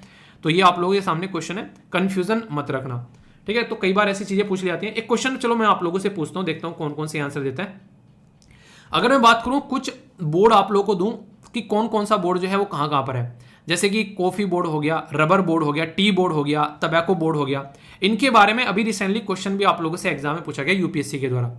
तो टी कॉफी बोर्ड कहां पर है, रबर बोर्ड कहां पर है, टी बोर्ड कहां पर है और टबैको बोर्ड कहां पर है, अगर इसके बारे में पूछा जाए तो, ठीक है। जैसे रबर बोर्ड मैंने बता दिया अभी, यहां पर क्वेट्टम के अंदर आप लोगों को देखने को मिलेगा, ठीक है। इसी तरीके से अगर पूछा जाए कि अगर आप लोगों से कोई पूछे यहाँ पर बेसिकली टी बोर्ड कहाँ पर है, तो नॉर्मल सी बात है टी बोर्ड कहाँ पर होगा, अगर मोटे मोटे तौर पर आप लोग बोलो तो ये आप लोगों को ईस्टर्न साइड में देखने को मिलेगा। तो कहाँ पर है अगर आप लोगों से पूछे तो इसके बारे में आप लोग सोच सकते हैं। तो ऐसी ऐसी चीज़ें जो कई बार पूछी जाती हैं आप लोगों से। तो टी बोर्ड का हेडक्वार्टर आप लोगों को कोलकाता में देखने को मिलेगा, ठीक है। इसी तरीके से रबर बोर्ड का केरला के अंदर देखने को मिल रहा है, कॉफी बोर्ड का बेंगलुरु के अंदर देखने को मिलेगा, टबैको बोर्ड का कहाँ पर है ये आप लोग खुद जाकर सर्च करना है, देखता हूँ कौन कौन बताता है, ठीक है। तो बेसिक चीजें हैं जहां से आप लोगों के क्वेश्चन बन जाए, बस आप लोगों को तैयार रहना है कि क्वेश्चन बन जाए, तो उसके लिए आप लोगों के पास में बेसिकली डाउट नहीं होना चाहिए, ओके। साइंस एंड टेक की बड़ी इंटरेस्टिंग सी न्यूज है यहाँ पर, इसके बारे में आप लोगों से बात करूंगा। इससे पहले यहाँ पर बात करें ग्लूकोज के बारे में या सेलुलोज के बारे में। मैं आप लोगों को केमिस्ट्री पढ़ाने वाला हूँ, ठीक है। तो केमिस्ट्री जो है एक तरीके से ऐसा सब्जेक्ट है जो कि ऐसा नहीं कि बहुत ही इंटरेस्टिंग लगता था मुझे, पर हाँ ये है कि ठीक ठाक लगता था, ऐसा नहीं कि बहुत ही बेकार लगता था, ऐसा भी, ठीक है। तो एवरेज सब्जेक्ट की कैटेगरी में आया करता था मेरे।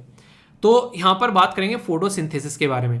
फोटोसिंथेसिस को हिंदी में बोलते हैं प्रकाश संश्लेषण की क्रिया, और पुराने टाइम पर इतना फेवरेट टॉपिक था ये जनरल साइंस के अंदर में, जो एग्जाम में पूछा जाता था। कभी तो आप लोगों से पूछ लेते थे कितने कार्बन होते हैं, कितने वाटर होते हैं, कितना ग्लूकोज के बारे में पूछ लें, कभी ऑक्सीजन के बारे में क्या क्या है। तो ये पूरी रिएक्शन काफी इंपॉर्टेंट है जो आप लोग समझ सकते हैं। क्यों? क्योंकि इसी रिएक्शन के बेस पर हमारे पेड़ पौधे अपना खाना बनाते हैं और हमारी लाइफ जो है वो सर्वाइव होती है इन्हीं चीजों के ऊपर। तो याद रखिएगा यहाँ पर इसके अंदर 6 कार्बन, 6 पानी के, और इसी के साथ में C2H12O6 और 6O2 आप लोगों को देखने को मिलेगा। यानी कि जब फोटोसिंथेसिस की क्रिया होती है उसमें कार्बन को कंज्यूम किया जाता है पानी के साथ में मिलकर, और फिर ग्लूकोज निकलता है और फिर यहाँ पर ऑक्सीजन भी निकलती है, ठीक है। तो ये बेसिकली आप लोग यहां पर याद रखिएगा, फोटोसिंथेसिस की क्रिया में ऑक्सीजन निकलती है, इसीलिए कहते हैं ज्यादा से ज्यादा पेड़ लगाने ताकि ऑक्सीजन को हम लोग नेचुरल तरीके से प्रोड्यूस कर सकें। समझ में आ गया कि क्यों कहते हैं कि पेड़ लगाओ जीवन बचाओ। तो यहां से पेड़ लगता है और यहां से जीवन बचता है। और अगर ये चीजें हम लोग फॉलो करना स्टार्ट कर दें तो इनडायरेक्ट वे में बोलो तो हम लोग इनडायरेक्ट वे में काफी ज्यादा फायदा देखने को मिलेगा। अगर हम लोग ढंग से पेड़ लगाना स्टार्ट कर दें तो आधे से ज्यादा समस्याएं हमारी प्रॉब्लम दूर हो जाए, ऐसा आप लोग बोल सकते हैं, ठीक है। तो ये रिएक्शन याद रखेगा जिसके बारे में क्वेश्चन आप लोगों से बन जाए। अभी कुछ एक्स्ट्रा बातें करेंगे यहाँ पर। अभी फूड एंड एग्रीकल्चर ऑर्गेनाइजेशन की जो रिपोर्ट है उसने बोला डिमांड फॉर वुड प्रोड्यूस, ठीक है, जो लकड़ी है उसके जो बेसिकली प्रोडक्ट हैं उनकी जो है खासकर मास टिम्बर और मैनमेड जो सेलुलेज फाइबर होता है, ठीक है, जो कि सब्सटीट्यूट किया जा रहा है नॉन रिन्यूएबल मटेरियल के तौर पर, तो उनकी बढ़ने वाली है आने वाले टाइम पर, ये बेसिकली बोला जा रहा है, ठीक है। तो यहाँ पर जो सेलुलोज है वो कंप्लीटली आप लोगों को कार्बोहाइड्रेट देखने को मिलता है जिसके अंदर लगभग 3000 के करीब या फिर मोर ग्लूकोज की यूनिट आप लोगों को देखने को मिलती है, ठीक है। ग्लूकोज जो मैंने अभी बताया वो क्या होता है, ये ग्लूकोज होता है C6H12O6। तो ये ग्लूकोज का फॉर्मूला आप लोगों को देखने को मिलेगा, ठीक है। प्रॉपर्टी क्या है, नॉन टॉक्सिक है, ठीक है, बायोडिग्रेडेबल है। आप लोगों को याद होगा मैंने एक बात बताई थी कि अगर चाहते हो मार्केट में पॉलिथीन ज्यादा लोग इस्तेमाल ना करें तो आप लोगों को कोई ऐसा ऑल्टरनेटिव बनाना पड़ेगा ताकि लोग पॉलिथीन की तरफ को जाए ना। अगर पॉलिथीन की तरफ को लोग नहीं जाएंगे तो आप लोग उसके लिए सस्ता सा कोई मटेरियल प्रोवाइड करा दो ना, पर लेकिन वो कर नहीं पाते हो आप, तो फिर दिक्कतें देखने को मिलती है। तो ये सबसे बड़ी प्रॉब्लम है यहाँ पर, ये तो ये आप लोग समझ सकते हैं। तो कल को कंफ्यूजन ना हो तो ये चीजें आप लोग थोड़ा सा इसके बारे में याद रखिएगा, क्वेश्चन बन जाया करते हैं कई बार, तो इसको थोड़ा सा हल्का सा कम से कम एटलीस्ट आप लोग रख सकते हैं, ठीक है। आगे चलते हैं। यहाँ पर एक पर्टिकुलर जो यहाँ पर जो न्यूज़ है ये सोसाइटी के बारे में आप लोगों से कई बार पूछ ली जाती है, सोशल इश्यूज के बारे में। यहाँ पर बात की जा रही है study schedule caste status of the Dalit post conversion. ये काफ़ी बड़ा एक मुद्दा है देश के अंदर में।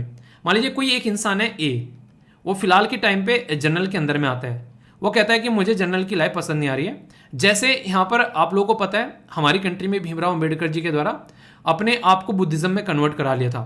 तो ऐसे ही अगर कोई कन्वर्ट होकर जाता है कोई अपर कास्ट में से लोअर कास्ट में, तो हमारे देश में काफ़ी अच्छा रिजर्वेशन मिलता है लोअर कास्ट पे, तो बहुत सारे लोग इसका फ़ायदा उठाने के लिए अपने आप को कन्वर्ट करा लेते हैं। ठीक है, तो कमीशन इस इशू को एग्जामाइन कर रहा है और सुप्रीम कोर्ट जो है वो भी यहाँ पर चाह रहा है यहाँ पर कि किस तरीके से इन चीज़ों को देखा जाए। तो इसके लिए यहाँ पर बातें की जा रही है कि शेड्यूल कास्ट के लिए जो दलित पोस्ट कन्वर्जन मिलना चाहिए या फिर नहीं मिलना चाहिए। ठीक है, तो कमीशन के द्वारा एग्जामाइन किया गया जब इस यहाँ पर ये पर्टिकुलर इशू ये देखा गया कि जो दलित है जो कन्वर्ट हो जा रहे हैं, ठीक है, religion other than the Sikhism और बुद्धिज्म, तो यहाँ पर इसके चलते फिर यहाँ पर इसका स्टेटस देखा जाता है। तो कमीशन ने जब एग्जामाइन किया मैटर को, तो बेसिकली ये with in the presidential order है जो इशू किया गया टाइम टू टाइम। तो ये सारा सिस्टम जो आता है निकल के ये आर्टिकल 341 के अंदर आता है, यानी कि यहाँ से बातें निकल कर आती है। कॉन्स्टिट्यूशन के अंदर में शेड्यूल कास्ट जो है शेड्यूल कास्ट ऑर्डर है 1950, जिसके बेस पर शेड्यूल कास्ट यहाँ पर बनाई जाती है। ठीक है, और प्रोवाइड करती है only those belonging to Hindu Sikh Buddhist community. ये यहाँ पर उनको आप लोगों को देखने को मिलता है कि एक तरीके से to be categorise as the schedule caste. तो कई सारे थोड़ी छोटी चीज़ें यहाँ पर प्रॉब्लम है, तो ये काफ़ी बड़ा एक इशू आप लोग बोल सकते हैं आज के डेट में सोसाइटी के अंदर अगर इसके बारे में बातें की जाए तो। ओके, ये न्यूज़ मुझे पर्सनली काफ़ी इंटरेस्टिंग लगी। यहाँ पर हुआ क्या है बेसिकली, अभी यहाँ पर जो लड़ते हैं खासकर सिंबल को लेकर, आप लोगों को पता है शिवसेना का बेसिकली ब्रेकअप हो गया। तो जैसे इनका ब्रेकअप हुआ तो इन्होंने बोला धनुष ये जो बाण का सिंबल है वो हमारा है, और यहाँ पर दूसरे ने एकनाथ शिंदे ने बोला हमारा है। इलेक्शन कमीशन इंडिया ने बोला कि अपने अपने नए सिंबल चूज कर लो, ये दोनों से तुमसे छूटेगा अब। तो वही चीज़ें यहाँ पर देखने को मिल रही हैं। ठीक है, तो ये इलेक्शन कमीशन ऑफ इंडिया यहाँ पर डिसाइड करता है। तो किस पार्ट में इलेक्शन कमीशन ऑफ इंडिया, मैंने बोला था आर्टिकल 324 सबसे ज़्यादा पावर यहाँ पर देता है बेसिकली। ठीक है, पीएम के द्वारा डिक्लेयर किया गया मोढेरा गुजरात के अंदर में इंडिया का फर्स्ट 24/7 सोलर पावर्ड विलेज, यानी कि ये काफ़ी इंपॉर्टेंट क्वेश्चन बन सकता है आगे आने वाले टाइम में कि देश का सबसे पहला कंप्लीटली सोलर पावर्ड बेस जो यहाँ पर विलेज कौन सा है। अगर ये आप लोगों से कोई पूछ ले तो आप लोग कंफ्यूजन में नहीं आना है। ठीक है, अजय शंकर साहब ने इनोग्रेट किया न्यू इंडियन हाई कमीशन, जो यहाँ पर आप लोगों को देखने को मिलेगा कहाँ पर, ये आप लोगों को देखने को मिलेगा विलिंगटन न्यूजीलैंड के अंदर में। तो ये इंटरेस्टिंग है क्योंकि अभी उनकी विजिट थी, मैंने आप लोगों को बताया था वहाँ पर, तो अच्छी खासी विजिट उनके द्वारा वहाँ पर की गई। ठीक है, ये काफ़ी इंटरेस्टिंग है और यहाँ से मैं क्वेश्चन ही पूछूंगा। अगर आप लोग इंडियन फॉरेन सर्विसेज की तैयारी कर रहे हैं तो डे सेलिब्रेट किया था 9 अक्टूबर को। ठीक है, इंडियन सिविल सर्विसेज डे जो है वो किस डेट में सेलिब्रेट किया जाता है ये आप लोगों को बताना है। देखता हूँ कौन कौन बताता है। आगे बढ़ते हैं, इंटरेस्टिंग न्यूज़ है और काफ़ी इंपॉर्टेंट भी है। देश के अंदर में अगर दिल्ली में आप लोग आते हैं तो वहाँ पर जॉब बढ़ने वाली है आने वाले टाइम में। क्यों? क्योंकि दिल्ली के अंदर में 24/7 दिल्ली को खोले रखने की बात की जा रही है। वहाँ पर सिक्योरिटी भी बढ़ाई जाएंगी और वहाँ पर खासकर आने वाले टाइम में आप लोग अगर बात करें जैसे कि वहाँ पर रेस्टोरेंट हो गए, ट्रांसपोर्ट हो गया, बीपीओ वगैरह हो गए, ऑनलाइन डिलीवरी हो गई, ये सारी 24/7 यहाँ पर आगे आने वाले टाइम पे इनको चलाने की बात की जा रही है। तो काफ़ी बड़ी बात है ये। तो जब एक दिन में 24 घंटे आप लोगों को देखने को मिलेंगे, 24 घंटों को अगर आप लोग डिवाइड करोगे 8 में, तो 8 को 3 से डिवाइड करोगे तो 8-8 घंटे की 3 पोस्ट निकल जाएंगे। यानी कि जहां पर एक इंसान को जॉब मिल रही थी वहां पर अब 3 इंसानों को जॉब मिलेगी। वो अलग बात है कि सैलरी थोड़ी सी कम मिल सकती है, पर लेकिन जॉब क्रिएट होगी, वो अच्छी बात है यहाँ पर। ठीक है, तो अभी यहाँ पर 24/7 ऐसा होना चाहिए या फिर नहीं होना चाहिए, क्योंकि सबसे बड़ी चीज़ होती है सिक्योरिटी, वो कितनी प्रोवाइड कराते हैं तो वो देखने वाली बात यहाँ पर होगी। तो उसी के चलते यहाँ पर ये ऑर्डर काफ़ी लंबे समय से पेंडिंग पड़ा था, उसी को आगे लेकर चलने की बात की जा रही है। तो मुझे पर्सनली काफ़ी अच्छा लगा। अगर ऐसा कुछ माहौल देश के अंदर हम लोग बना पाते हैं तो ये अपने ही आप में अप्रिशिएट करने वाली बात है। ठीक है, इंडिया के अंदर अगर बात करें तो प्राइम मिनिस्टर मोदी जी के द्वारा अभी स्किल इंडिया मिशन के चलते यहाँ पर बात की जा रही है कि एक तरीके से ministry of skill development entrepreneurship के द्वारा ऑर्गेनाइज कराया गया। यहाँ पर यह PM नेम, एक तरीके से प्रधानमंत्री नेशनल अप्रेंटिस मील्स। तो ये अक्टूबर 10 से यहाँ पर देखने को मिला 280 लोकेशन के अंदर में। ठीक है, तो ये एक तरीके से अपॉर्चुनिटी कैरियर बूस्ट करने की बात की जा रही है, ट्रेनिंग कम से कम लोगों को मिले और वो जिंदगी को आगे अच्छे से लेकर चल सकें। ठीक है, तो ये बातें हैं। बाकी वर्ल्ड पोस्ट डे सेलिब्रेट किया गया 9 अक्टूबर को, ये डिस्कस किया था, और पोस्ट फॉर प्लानट ये थीम भी आप लोगों ने यहाँ पर देखने को मिली। ठीक है, तो कंफ्यूजन नहीं होना चाहिए। इंटरेस्टिंग क्वेश्चन है, मैंने डिटेल में आप लोगों को पढ़ाया था, देखता हूँ कौन आंसर देता है। Poverty and shared prosperity report ये 2022 की किसके द्वारा प्रस्तुत की गई? World bank, world economic forum, international monetary fund या यूनिसेफ के द्वारा? नेक्स्ट बोला गया कि किसके द्वारा यहां पर लीड किया गया कमीशन जो सेटअप किया गया शेड्यूल कास्ट के स्टेटस को जानने के लिए, ठीक है। तो यहां पर ये काफी इंपॉर्टेंट है, ठीक है, इसको याद रखिएगा। तो justice KG Balakrishnan, HL Dattu, Arun Kumar Mishra और टीएस ठाकुर। तो बताइए सही आंसर क्या है जो मैंने डिस्कस किया? वहां पे नहीं बताया क्योंकि यहां पे मुझे पता था क्वेश्चन है, इसीलिए उसको छोड़ देता वहां पर, ठीक है। तो देखता हूं कौन आंसर देता है। अगर यूनिसेफ के हिसाब से माने रिसेंट जो रिपोर्ट निकल कर आ रही है, ओवर 1 मिलियन जो लोग हैं आज के डेट में, ठीक है, वो अभी डिस्प्लेस हुए हैं साउथ एशियन नेशन के अंदर में, यानी कि 10 लाख के करीब लोग जो हैं वो छोड़कर इधर उधर हो गए हैं। तो किसी ऐसे देश के अंदर ही होंगे जहां पर दिक्कत बहुत ज्यादा होगी। जो मजे कर रहा होता वो तो छोड़ के नहीं जाने वाला है। तो यूनाइटेड नेशन चिल्ड्रन एजेंसी के द्वारा ये इंफॉर्मेशन दी गई, वो देश कौन सा है? अफगानिस्तान, म्यांमार, श्रीलंका या चाइना? स्टेटमेंट सारी की सारी सोचने वाली है, देखता हूं कौन सी आंसर देता है, ठीक है। कौन सी मिनिस्ट्री के द्वारा यहां पर क्रेडिट गारंटी स्कीम यहां पर बेसिकली फॉर द स्टार्टअप्स ये देखने को मिल रही है, ठीक है। तो ministry of MSME, micro small and medium enterprise, ministry of commerce industry, finance या फिर होम? तो देखता हूं कौन आंसर देता है, ठीक है। तो इसको अटेम्प्ट कीजिए, इससे पता चलेगा कितने अच्छे से आप लोग बेसिकली इसको देख पा रहे हैं, ठीक है। एक क्वेश्चन यहाँ पर सी सेट का, वीडियो को पॉज कर आप लोग इसको अटेम्प्ट करो, फिर इसका भी आंसर आप लोगों को बताऊंगा। तब तक मैं बेस्ट क्वेश्चन देख लेते हैं। अमेजन रिवर के बारे में बात की जा रही है। अगर लोकेशन आप लोग देखो तो ये आप लोगों को साउथ अमेरिका के अंदर देखने को मिलेगी अमेजन रिवर। साउथ अमेरिका के अंदर आप लोग मतलब ये है अपनी प्यारी कंट्री, और यहां से जाएंगे तो साउथ अमेरिका यहां पर आप लोगों को देखने को मिलेगा, ठीक है। तो एग्जैक्ट लोकेशन साउथ अमेरिका के अंदर में है अमेजन रिवर की। तो ये कई बार न्यूज में भी रहती है, इसके बारे में आप लोग याद रख सकते हैं कल को अगर क्वेश्चन पूछ ले जाए, ठीक है।